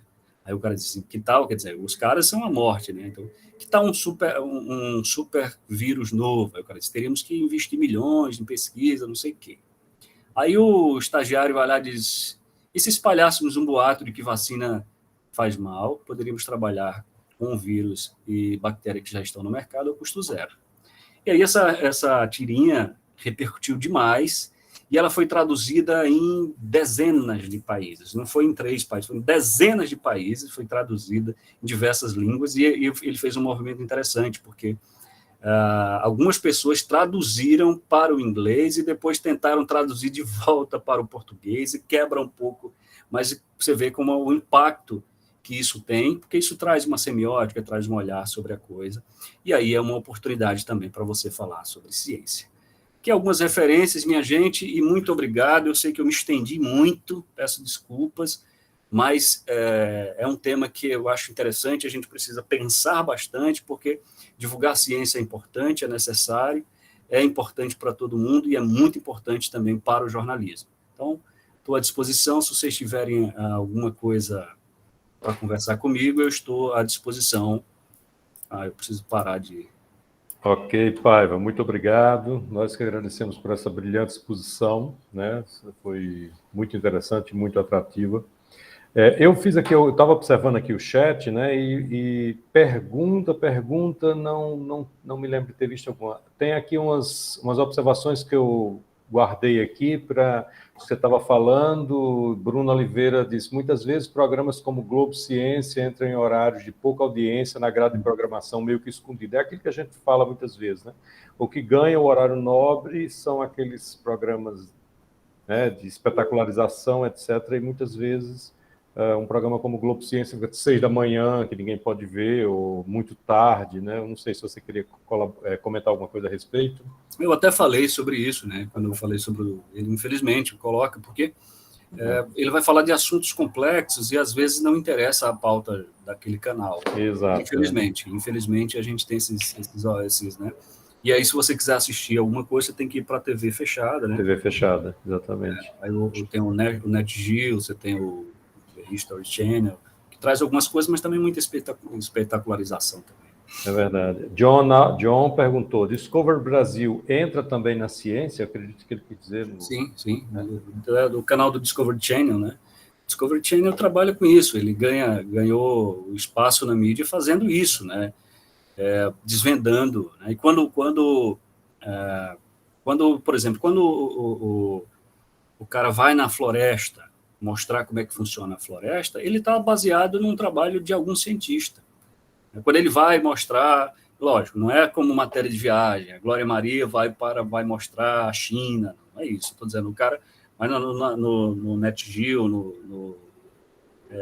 no National Geographic, por exemplo, que você vê, o cara vai desvendar as rãs venenosas da Amazônia, ou então vai para o deserto encontrar determinados... E isso tem uma pegada, uma perspectiva que se constitui a partir de uma ciência ou de uma perspectiva científica que foi criada num trabalho nessa... Enfim, tem a ver com a ciência, porque tem um cientista por trás. Antes de passar, eu já vi que você levantou a mão, John, antes de passar a palavra para você, tem um outro comentário aqui que eu deixei guardado, de Jéssica, que ela, enfim, quando você estava falando sobre as experiências com as pesquisas das universidades, eu lembro que quando paguei a disciplina de jornalismo científico, lá na UERN, que ela foi nossa aluna, tivemos uma experiência muito grande com os PIBICs. Passamos a conhecer diversas pesquisas que são desenvolvidas na universidade. E aí eu queria fazer uma emenda, que eu acho que é justamente também desenvolver uma... Eu fui estagiário, onde hoje quando eu tinha 22 anos, onde hoje Paiva trabalha, que é na AGECOM da UFRN. E eu me lembro que, na época, Paiva, eu era o responsável por cobrir o CCET, o Centro de Ciências Exatas da Terra, né? Onde ficam os cursos de Química, de Física, etc.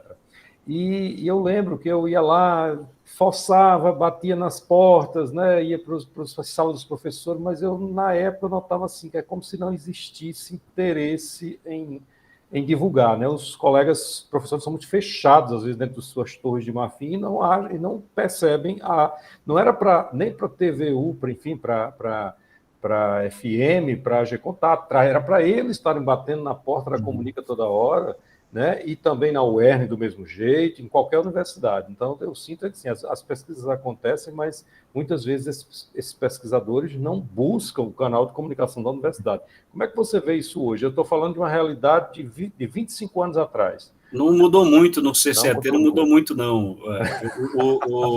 O Instituto de Química e o Departamento de Física Teórica Experimental são os que mais divulgam, né? Eles têm uma preocupação maior. O pessoal da física, da astrofísica, publica muito. Nós temos aqui um bom divulgador científico, que é o Zé Dias, né? Que é um astrofísico conhecido, tem cadeira em Harvard e tudo, e que foi um cara que descobriu, há uns 10 anos aí, descobriu uma estrela irmã do Sol, né? Então, você cria uma nova perspectiva, já descobriu não sei quantos exoplanetas e tal. Então, esses caras têm uma preocupação muito grande em divulgar a sua ciência. Eles têm essa... Mas, assim, como é uma ciência muito dura, e sobretudo quando você está falando sobre química, a ciência básica é muito difícil de divulgar, né? E a ciência básica, ela se modifica muito rapidamente. Você tem porque, diferente das ciências humanas, as ciências humanas... Eu li alguém uma vez comentou que as ciências humanas partem basicamente do zero para chegar em algum lugar e muitas vezes deixar em muito aberto, mas as ciências básicas, a ciência dura, ela começa de um ponto e tem que chegar no outro ponto, senão você não constrói esse conhecimento. E isso dificulta bastante, Ricardo, porque os caras têm medo de publicar, de divulgar e serem mal entendidos.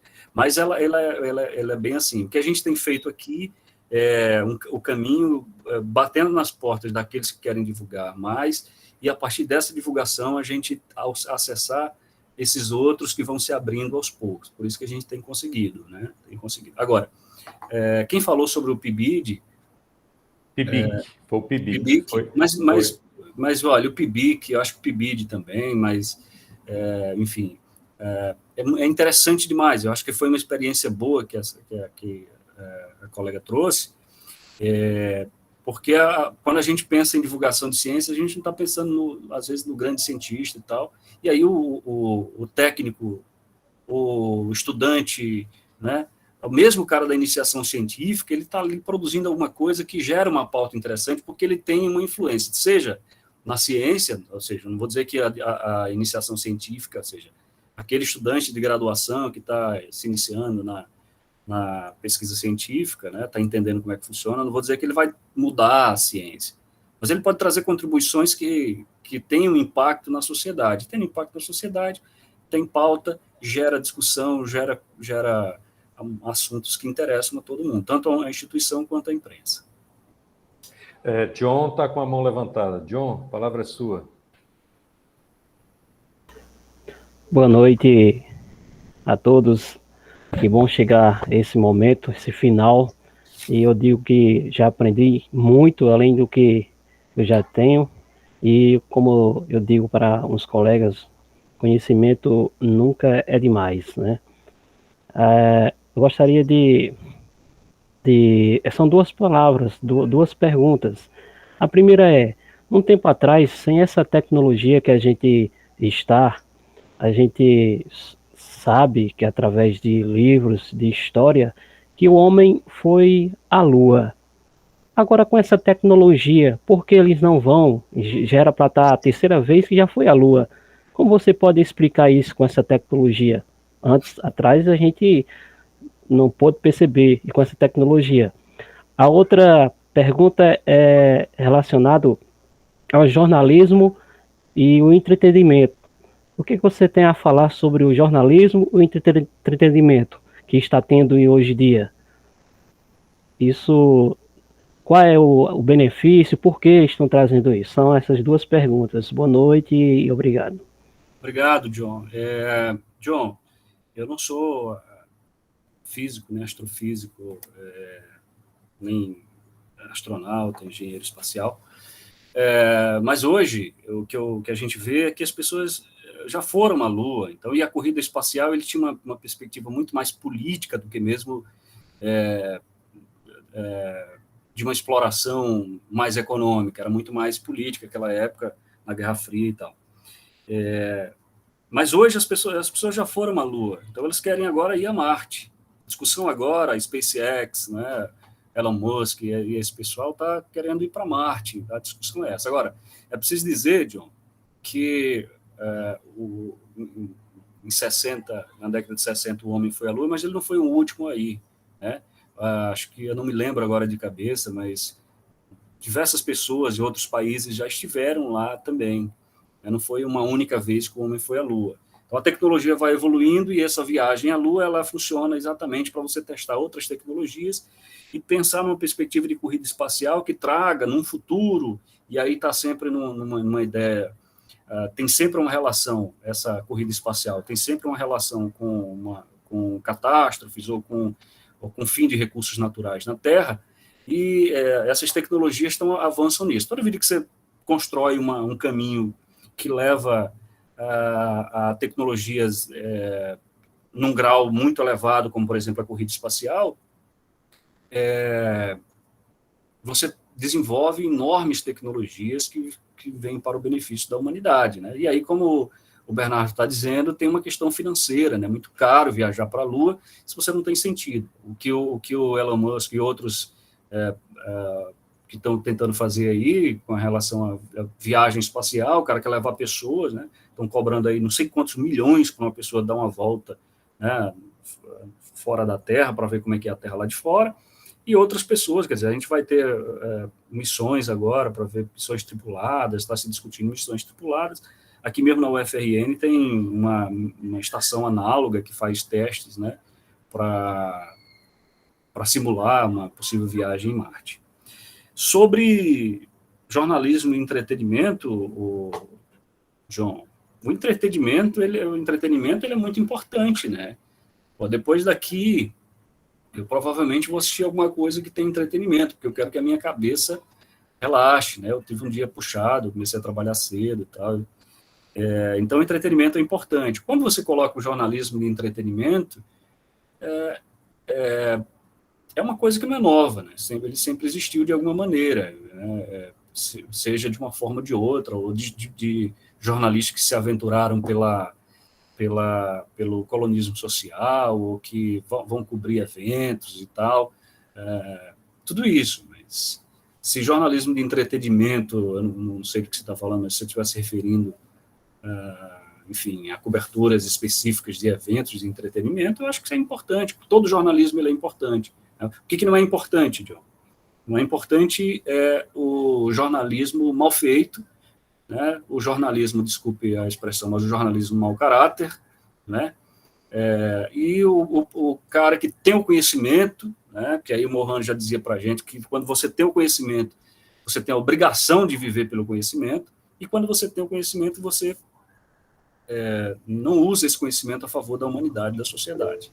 Tá? Só para especificar a questão aí rapidinho, a questão, por exemplo, do Balanço Geral São Paulo, aí tem um apresentador, por exemplo, Geraldo Luiz, que tem o Galo, o Anão, né, um jornalismo e mesmo assim com o entretenimento deles ali. Já o Jornal Nacional, a gente não vê isso.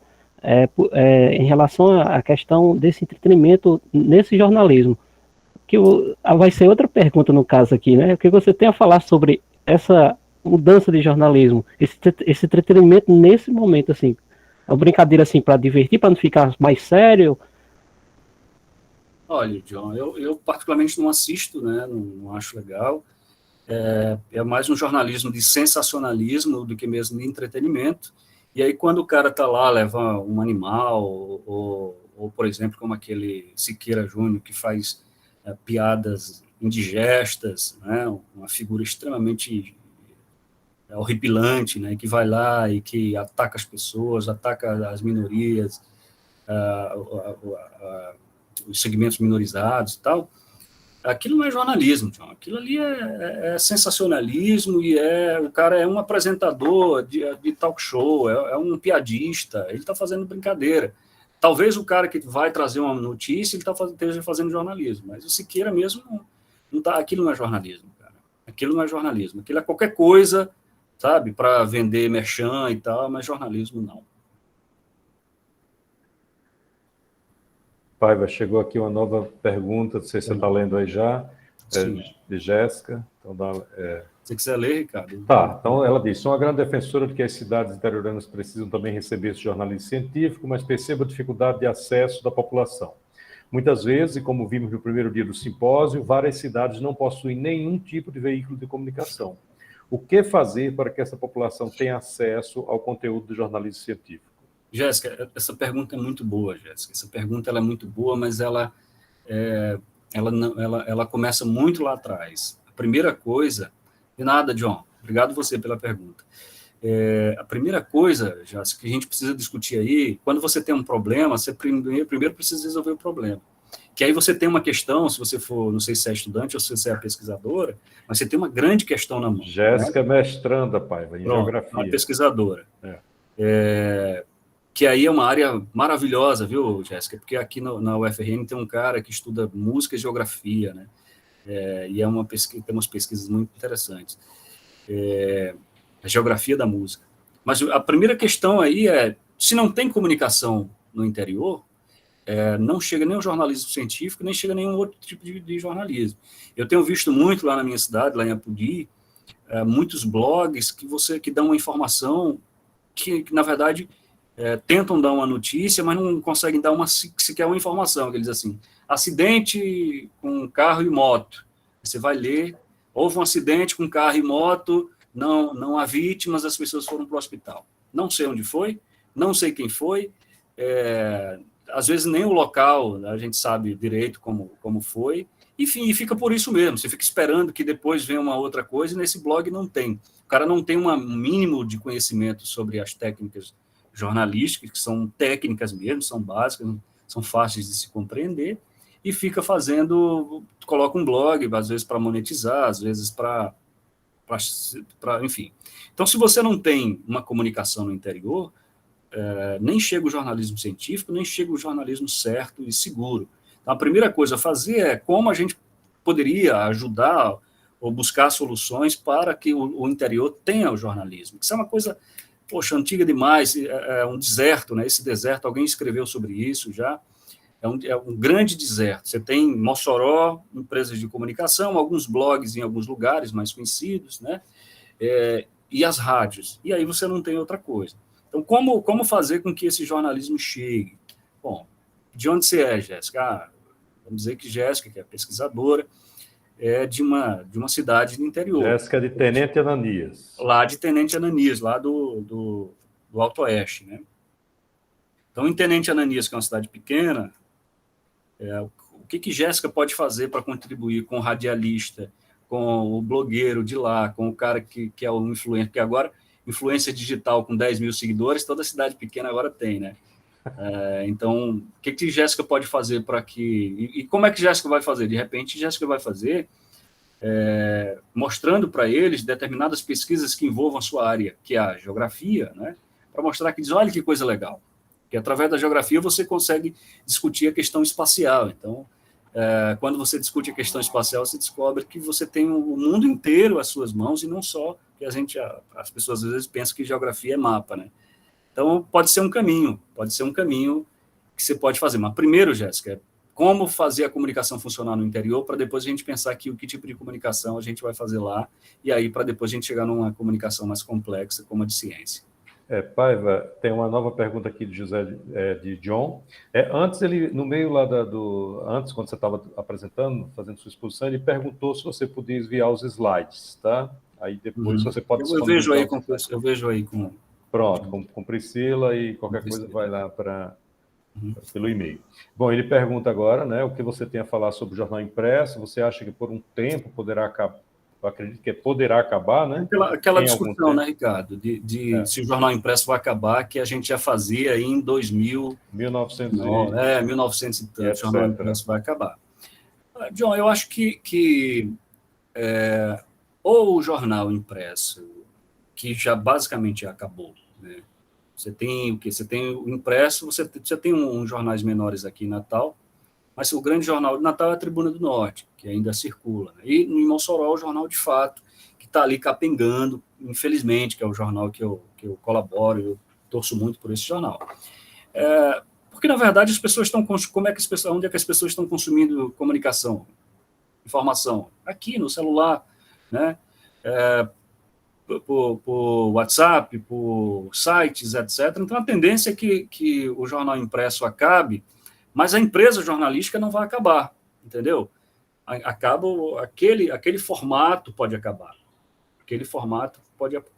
Mas o jornalismo não vai acabar, né? A gente brincava muito que não importa, eu faço jornalismo, escrevo jornalismo, publico jornalismo até em sabonete, porque a técnica eu sei fazer e o conhecimento crítico que o jornalista precisa ter, eu também tenho. Mas, assim, o importante o jornal impresso vai ou não acabar? O que a gente precisa discutir o jornal vai melhorar, ele vai se tornar mais ético, vai se tornar mais acessível, vai se tornar menos politiqueiro. Então, eu acho que são questões que interessam até mais. Mas, se você precisa de uma resposta objetiva, acho que sim, John. Acho que o jornal impresso, a tendência é desaparecer. John, o Mossoroense, ele, na sua versão impressa, ele fechou já há alguns anos. Acho que foi em 2017, foi, Paiva? Me corrija isso. Foi por aí, né? 2016, se não me engano. Né? Mas 15 para 16, assim, na virada. Na virada, foi mesmo. Exatamente. Mas ele permanece na sua... O doutorado de Márcia sobre... Foi isso, né? Exatamente. Mas ele permanece, John, na sua versão online, certo? É importante lembrar, né, da importância desse jornal, terceiro jornal mais antigo, né? Era- Ainda em circulação, ainda que na versão online, né? ele ficou online. Enquanto ele estava impresso, ele era o terceiro jornal mais antigo da América Latina em Isso, circulação. Ele exato. foi fundado por Jeremias da Rocha Nogueira em 1872. Então, era um jornal muito antigo, realmente, mas não resistiu a essa concorrência do digital, que é muito difícil, né? Já é difícil para o jornal grande. Bom, mas enfim, deixa a Paiva comentar. Não, é Obrigada, isso professor mesmo, É Ricardo. isso mesmo. Né? Ricardo. Eu acho que seu comentário é esse mesmo. Acho que muito bom. Então, gente, temos mais. Ó, Regiane levantou a mão. Vai lá, Regiane, a palavra é sua. Pois não, doutora Regiane. Boa noite, pode me ouvir agora, que eu tirei o fone, não sei, né? Estamos ouvindo. Certo, estamos ouvindo. Bom, amigos, boa noite, Ricardo, Márcia, parabéns pela apresentação, José de Paiva Rebouças. Uma coisa que no tocante à sua apresentação, eu acho assim, fundamental, e eu me recordei agora do que nós passamos na UERN, né? Na época do governo anterior, e que nós somos bombardeados, né, por blogs falando da questão da desimportância da nossa instituição, da universidade, da UERN, né? Então, quando Paiva traz à tona por que popularizar a ciência, né? Então, para fortalecer, não é, esses meios de comunicação das nossas instituições. Então, uma coisa que eu sempre discuto, né, na universidade, com quem eu converso, com o pessoal da GECOM ou com os próprios pesquisadores da nossa instituição, vamos divulgar nossas pesquisas, vamos divulgar nossos trabalhos. A sociedade não saiu em defesa da UERN naquele tempo, né, porque desconhecem a nossa realidade, desconhece a nossa pesquisa, desconhece os nossos trabalhos, né? Paiva citou muito bem aí jornalistas de Mossoró que ligam para o UFRN buscando notícias quando desconhecem a realidade da nossa universidade, seja em qualquer campo que seja, né? Então, assim, fortalecer a comunicação, a popularização da ciência na nossa instituição, seja em qualquer instituição pública, ela se torna fundamental. Então, esse trabalho que foi desenvolvido aqui na GECOM é muito louvável, porque deu muita visibilidade à pesquisa de pós-graduação, a pesquisas, inclusive nos departamentos que foram desenvolvidas. Então, assim, esse fortalecimento da popularização da ciência é um recurso que nós temos muito rico, inclusive, para defender. E Paiva colocou outro ponto aí. É o dinheiro público que está em jogo. Então, a gente tem que prestar conta. Então, divulgar a ciência é uma forma de prestar conta à sociedade. Olha, está aqui onde o dinheiro de vocês está sendo investido. E mostrar esse retorno, porque muitas vezes a população não tem noção do que está sendo produzido na universidade, né? Nas instituições não tem noção. E quando essa divulgação fica só no nosso meio, nos meios, né? Nas revistas prioritárias, digamos, mais voltadas para determinadas áreas específicas, né? Então, a gente perde uma grande oportunidade. Então, eu discuto muito com meus colegas do departamento. Já mandaram para a GECOM? Já mandaram isso assim para a GECOM? Ai, não, eu digo, é uma coisa que o Ricardo falou. Às vezes, o cientista se distancia da comunicação institucional. Isso não pode acontecer, né? Então, um trabalho que eu pude acompanhar, assim, de Paiva aqui na universidade, ele fazia reuniões com todos os departamentos. Olha, nós estamos aqui, cadê o trabalho de vocês? Cadê as pesquisas de vocês? Então, ele teve que sair mais de 2 meses de departamento, faculdades, conversando e convencendo os cientistas a publicar suas matérias, suas pesquisas, né? Então, acho, assim, fundamental essa reflexão que ele trouxe hoje.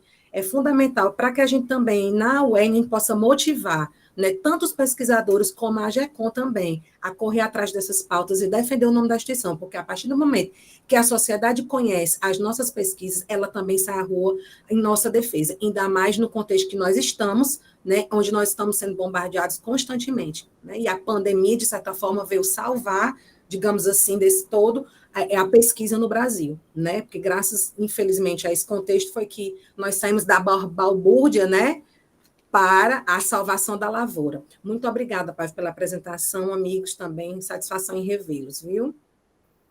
Obrigado, professora. Igualmente. Márcia, você está com a mão levantada também. Oi, eu queria dizer que a fala de Regiane foi muito importante, né? E ela confirma exatamente algo que eu venho discutindo desde que eu estou na UERN, e agora na UERN Natal, de forma ainda mais intensa. A Priscila está aqui, é minha colega do campus de Natal, e sabe o quanto a gente conversa e discute sobre comunicação né? Especialmente porque nós estamos na capital. Então, nós aqui, Regiane, sentimos ainda mais, né, essa reação que você se refere do governo passado, por estarmos aqui na capital. Então, isso foi muito mais intenso, né? E a gente sempre discutia sobre isso. O que é que a AGECOM está fazendo? Né? Então, essa situação que foi dita, porque os pesquisadores têm dificuldade. E aí eu vou além. Na verdade, é o jornalista que tem que ir, porque a função de divulgar não é do pesquisador. O pesquisador é pesquisar, ele é habilitado para pesquisar, e aí ele vai ter essa dificuldade natural. Mas nós que somos da comunicação, nós temos a competência para saber transformar a ciência na notícia, transformar aquela linguagem que é específica numa linguagem que seja compreensiva, né? Que possa ser levada para todos, que possa ser divulgada. Eu lembro que, quando eu ministrava a disciplina, se eu não me engano, era produção textual, era uma produção textual de jornalismo, né? Nas primeiras turmas. Produção de texto jornalístico, terceiro período. Isso, professor Ricardo. Aí a minha primeira aula era dizer... Quarto período. Pronto, isso aí. Aí eu dizia assim, uma das primeiras aulas, não sei se o Paiva passou por isso, mas eu dizia, olha, eu quero que vocês saiam daqui da sala e vocês vão procurar notícia nos corredores da universidade. Aí a reação dos alunos é, como assim, professora? Eu digo, te vira, eu quero notícia, vocês vão atrás. 3 notícias, viu? 3 notícias. Ó, memória boa, viu? 3 notícias, eu quero que vocês busquem, vão atrás, bata no departamento, veja uma árvore que caiu, veja um livro que está faltando na biblioteca, mas tragam informações, porque elas estão aí. E nos compete fazer isso. Então, eu sinto falta disso, desse movimento, né? Ainda também, lá no início, eu me lembro que nós participamos, Ricardo, com os alunos de jornalismo, de um evento em Campina Grande, que era um evento bem bacana que tinha, eu acho que esse evento não tem mais, que era justamente jornalismo científico, era um evento específico.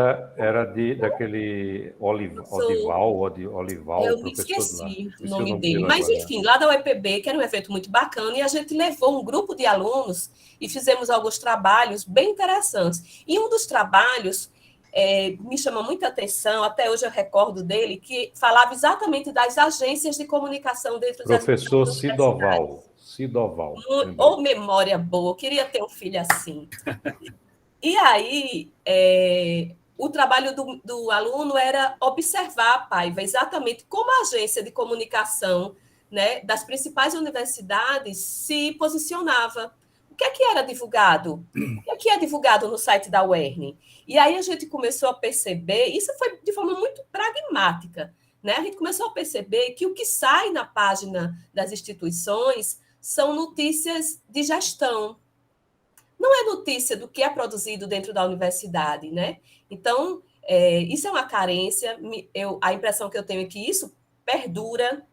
E essa, inclusive, Regiane, era uma discussão que a gente queria trazer para cá, né? Era discutir isso, porque é algo que a gente está o tempo todo falando, e às vezes eu me sinto uma andorinha só, né? Assim, a gente fala, mas parece que as pessoas não compreendem, e a gente precisa deixar de ter melindre para falar sobre isso, porque envolve colegas, e às vezes a gente fica com certo melindre, é meu colega que está lá, eu não quero dizer isso, mas eu acho que a gente tem que se desfazer disso e se colocar e observar que tem alguma coisa errada, né? E que é a comunicação, e eu digo sempre, a comunicação é a menina dos olhos, é a vitrine. Então, o que o Paiva estava colocando, que ele está fazendo na AGECOM, na UFRN, é fantástico, eu acompanho, né? A gente vibra, né? Priscila comentou aqui, meu Deus, fantástico, porque tudo que a gente gostaria de poder colocar na prática, né? Aproveito para terminar logo minha fala, para não me alongar tanto, mas aproveito já para fazer um grande agradecimento. Estou imensamente feliz com a presença de todos os convidados, com a presença de vocês, né? Um público presente todos os dias, com discussões muito pertinentes. Paiva iniciou a fala dele dizendo que eu fui orientadora dele, né? Na monografia. E aí eu me lembrei, e esses dias está sendo muito bacana, porque é meio saudosista, né? A gente vai lembrando de várias situações. Aí eu me lembrei, no meu tempo de faculdade, que eu tinha um professor, que inclusive foi o meu orientador, que ele dizia assim, Márcia, você não é minha aluna, você é minha colega. Mas eu era aluna dele. E ele dizia isso, você é minha colega, você já está pronta. E aí eu repito essa frase para muitos alunos que eu tive na UERN, inclusive para a Paiva. A Paiva chegou para a gente pronto, né? Então foi muito fácil orientar um trabalho onde eu aprendi mais, né? Então foi uma parceria muito bacana, porque ele já estava pronto, né? Aí o pessoal brinca, ai, Paiva é muito modesto. Tem que ser mesmo. Tem que ser assim, tem que se amar, tem que se gostar, tem que se valorizar. Então, a prova está aqui. Hoje eu aprendi muito mais, né? Assim, é um orgulho muito grande para a gente, enquanto professor, né? Ver que o sucesso dos nossos alunos, ver que, né, ficou bacana. E estar aqui hoje com um colega, né? Meu colega agora, não é aluno, é realmente muito gratificante. Então, parabéns mais uma vez. A gente sabia que ia ser sucesso, né, Ricardo? Com certeza, com certeza. Antes, Márcia, você disse que estava encaminhando para o final. Eu queria dar aqui uns avisos, porque algumas pessoas já estão saindo por causa da hora. Sim, não esqueçam o print, viu? Pelo amor de Deus. Não, tá. Temos que abrir as câmeras já para fazer o print. Agora, antes de eu dar uns avisos aqui, antes que eu esqueça. Transmitir, viu, Paiva, as saudações de Gilton. Ele pediu desculpa, ele esteve nos 2 primeiros dias, quarta e quinta ele não conseguiu entrar. Hoje ele tinha se programado para entrar, mas também aconteceu um imprevisto, ele recebeu umas visitas, alguma coisa assim, e não foi possível, mas ele disse que depois irá assistir no YouTube, tá certo? Aproveito para dizer que todas as gravações... É verdade, ele disse a mim também, viu? Foi, é verdade. Né? Então, pronto. Eu ia mentir, Márcia Pinto. Aí eu aproveito para dizer que todas as gravações, reforçar, né, que todas as gravações de 5 dias estarão no YouTube da UERN Natal, certo? A gente está tentando colocar lá também no da FAPERN, mas pelo menos da UERN Natal vocês podem acessar que vai estar lá, certo? Os certificados, o sistema vai, baseado nas listas de presença, vai emitir para vocês os certificados, certo? Mas caso alguém não receba, certo? Envie mensagem para esse e-mail aí que eu acabei de colocar no chat, tá bom? Se por acaso alguém não receber, vocês solicitam aí que a gente vai enviar, tá bom? Eu gostaria de agradecer e convidar para os futuros eventos, que esse com certeza é o primeiro de uma série que virá, que nós queremos fazer outros eventos, sempre relacionados à ciência, à comunicação, né, a esse compartilhamento tão importante, né, de conhecimentos. Mas eu queria também já ir aqui me encaminhando para... Enfim, tem mais alguma pergunta? Também a gente não encerrou, a gente não fechou, né, a fase de perguntas. Se alguém mais quiser perguntar alguma coisa para a Paiva, estamos à disposição, né, Paiva, ainda? Sim, claro. Estou falando por ele, mas eu acho que ele... Lógico, claro. Enfim, mas eu já queria também agradecer aqui a presença de todas vocês. Pronto, Priscila levantou a mão aqui. A palavra é sua, Priscila. Olá, não sei se eu abri a câmera, mas para mim aqui não está aparecendo. Não sei se está aparecendo para vocês. Agora apareceu, foi. Bom, primeiramente eu queria agradecer a Paiva. Eu confesso que teve uma hora que eu estava tipo assim, assistindo, assim, dizendo assim, ai, como eu queria fazer esse trabalho também. É algo que, como a professora Márcia falou há instantes, né, a gente vem tentando, né, fazer dentro das nossas limitações, né, no momento a gente está dentro do nosso campus, né, tentando fazer dentro do nosso campus, mas é um trabalho incrível e que a gente sente em várias instituições, em várias universidades, exatamente esse diagnóstico que você fez inicialmente lá no portal da UFRN, né? E poder ver um trabalho como esse sendo desenvolvido e posto em prática e vendo que dá para fazer, que funciona, que acho que nos inspira muito para tentar se inspirar nesse evento, né, e replicá-lo dentro da nossa universidade, né? Então, eu queria realmente agradecer demais os ensinamentos. Eu acho que, além de todo o conteúdo didático mesmo, informacional que a gente teve, eu acho que essa inspiração foi o que mais aqueceu o coração, sabe? Então, realmente agradecer a sua participação e a sua palestra, e dizer que já estou pensando aqui em ali conversar com o futuro vice-reitor, né, Márcia? Para replicar essa palestra também em outros momentos da nossa universidade, que eu acho que ela vai ser muito bem-vinda, sabe? A gente precisa revisitá-la mais vezes. Então, já vou começar a fazer meu trabalho também de formiguinha para poder agregar, né, essa sua fala em outros momentos, em outros eventos da universidade. Então, realmente, era mais nesse sentido, de agradecer e aproveitar para agradecer também a todos que estão aqui, né? Tem alguns que alguns nomes marcaram, assim, que eu sei que estavam todos os dias, né? Não vou falar todos para não esquecer ninguém, mas um público cativo, a gente estava comentando, né? Que foram temas tão diversos e ver que vocês ficaram todos os dias do evento conosco foi muito bacana. E agradecer a participação de cada um e cada uma. E é isso. Eu queria também, continuando um pouco meus agradecimentos, eu queria agradecer a Priscila e a Márcia, né? Só abrir as câmeras para a gente fazer o registro. Vamos abrindo as câmeras aí, que a gente vai já fazer. Faz aí, Márcia, os prints enquanto eu falo. Agradecer a Priscila e a Márcia por essa parceria. Márcia eu conheço há muitos anos, desde 2006, quando nós fomos trabalhar juntos. Priscila eu conheci recentemente, acho que, né, Priscila? Acho que 1 ano e pouco, 2 anos, vamos dizer. Não chega a 2 anos que a gente se conhece, mas foi uma pessoa que chegou e, enfim, bati o olho, gente boa.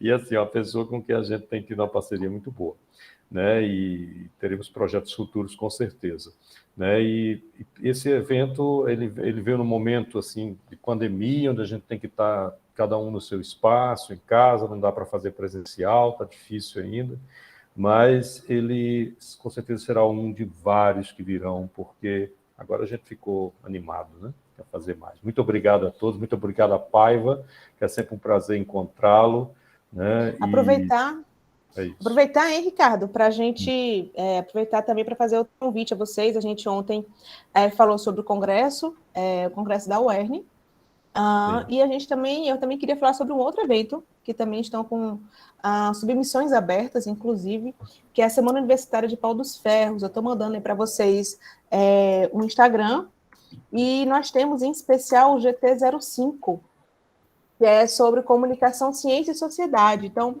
quem já estiver aí, quem quiser fazer, submeter um artigo, submeter um trabalho, fica a sugestão. Então, eu botei o Instagram, lá já tem algumas informações, também no bio tem um link para o site, para as inscrições. Então, vocês que se divertiram aqui, né, se informaram nesse simpósio, gostam do tema, tem interesse em apresentar algum trabalho, alguma experiência que já tenha tido, né? A gente teve o relato do documentário, né, eu acho que foi de Jéssica, se eu não me engano, que nesses dias falou sobre o documentário. Então, de repente, colocar isso em forma de um artigo e mandar para a gente certamente vai agregar bastante. Então, fica aí o convite para vocês também. Vamos fazer o print. Márcia já fez esses prints? Fiz vários, mas vamos fazer outros. Tá bom. Ricardo, eu posso agradecer? Claro, meu cara, a palavra é sua. Então, fiz aqui umas anotações. Queria começar pela Jéssica. Ela disse que está fazendo a pesquisa dela, pretende desenvolver um blog na cidade dela, que irá constar os dados de pesquisa, mas transformando em conteúdo jornalístico. Eu desejo muito sucesso para você, Jéssica, e se você tiver pego meus contatos, se você achar que eu puder lhe ajudar de alguma forma, conte comigo. Sobre a fala da Regiane, e complementada pela fala da Márcia, é muito importante. É óbvio que as estruturas de comunicação das instituições são muito pequenas, e é por isso que a gente está sempre pedindo também para o cientista ajudar a pegar seu material e trazer. Mas, como Márcia disse, quem vai saber fazer a decodificação é mais o jornalista. Então, o jornalista precisa ajudar mais o cientista nesse sentido. Agora, uma coisa que realmente não funciona bem é quando não há uma dissociação da assessoria da reitoria com a assessoria da universidade, porque a pauta não é que, às vezes, né, não quer dizer que o reitor ou as suas estruturas querem suplantar as pautas maiores, mas é porque a agenda do reitor tem um ritmo que é diferente do outro ritmo. O ritmo da agenda do reitor é de demandar, e o ritmo da agenda da universidade é o jornalista buscar demandas. Então, aqui na UFRN, a gente tem uma assessoria do reitor, e eu cuido da AGECOM com outros colegas, e nós cuidamos do resto da universidade. por isso que às vezes a gente consegue fazer um pouquinho melhor esse trabalho, mas se juntar, às vezes não funciona, tá? Bom, e por fim, dizer que a gente do interior, Márcia, é muito emotivo, a gente costuma se lembrar, não esquecer das coisas, né? Então, a UERN é o meu lugar de fala. Eu serei sempre o UERN, para onde eu for, e o que eu fizer, você sempre, o UERN vem primeiro, porque foi quem me colocou no mundo, assim, considerando esse conhecimento mais específico, especializado. E os colegas que estiveram lá comigo, mas, sobretudo, os professores, né? Então, a Márcia topou fazer um projeto comigo, eu não tinha qualificação, como ela disse que tinha para fazer, mas nós fizemos um grande trabalho. Às vezes eu pego a monografia e digo, poxa vida, como é que nós fizemos isso, né? E aí, como é que nós fizemos? Fizemos porque a Márcia dizia, vai dar certo, vai funcionar, e funcionou, e nós fizemos um grande trabalho. Depois o Ricardo me acompanhou no mestrado, né, me ajudou também a pensar o mestrado, foi um dos meus entrevistados também. Ou seja, a gente está sempre ligado, está se ligando, e a gente está o tempo inteiro aprendendo um com o outro. Então, que a gente nunca se esqueça disso. Gostei muito também de conhecer a Priscila. Priscila, eu estou à disposição com esse conhecimento que eu estou desenvolvendo e adquirindo ainda, para qualquer universidade, instituição de ensino ou de pesquisa que queira, que ache que eu possa colaborar de alguma maneira, mesmo com eu precisando aprender muita coisa. Principalmente para a UERN. Então, se a UERN precisar de mim a qualquer tempo, pode contar comigo aqui, em qualquer dos campi, eu estou à disposição. Muito obrigado, parabéns pelo evento, eu espero que ano que vem tenha de novo, Ricardo, porque esse foi um evento muito bonito, muito bem feito, muito bem organizado, e eu realmente estou muito feliz de ter participado, que é uma outra coisa que eu realmente, que é muito importante para mim, porque voltar para casa é sempre o melhor caminho. Obrigado. Ok, meu caro, muito obrigado. Eu queria também fazer o registro de agradecimento ao professor Gilton, diretor-presidente da FAPERN, e ao professor Francisco Dantas, conhecido como professor Chico, que é o diretor do campus da UERN Natal e vice-reitor eleito, vai tomar posse em alguns dias, né? Então, eles também apoiaram o evento e chegaram junto com a gente e disseram que precisasse, eles estavam à disposição. Eu gostaria de registrar aqui esse agradecimento. Muito obrigado. E se ninguém tem mais nada, a gente pode encerrar. Não é isso? Então tá, gente. Muito obrigado a todos e todas. Agradecemos a presença e até um próximo evento. Tá Valeu, bom? gente. Obrigada. Tchau, tchau. Boa noite. Obrigada. Vem surpresa, viu, pai? Aguarda aí que vai ter surpresa. Vem. Tchau.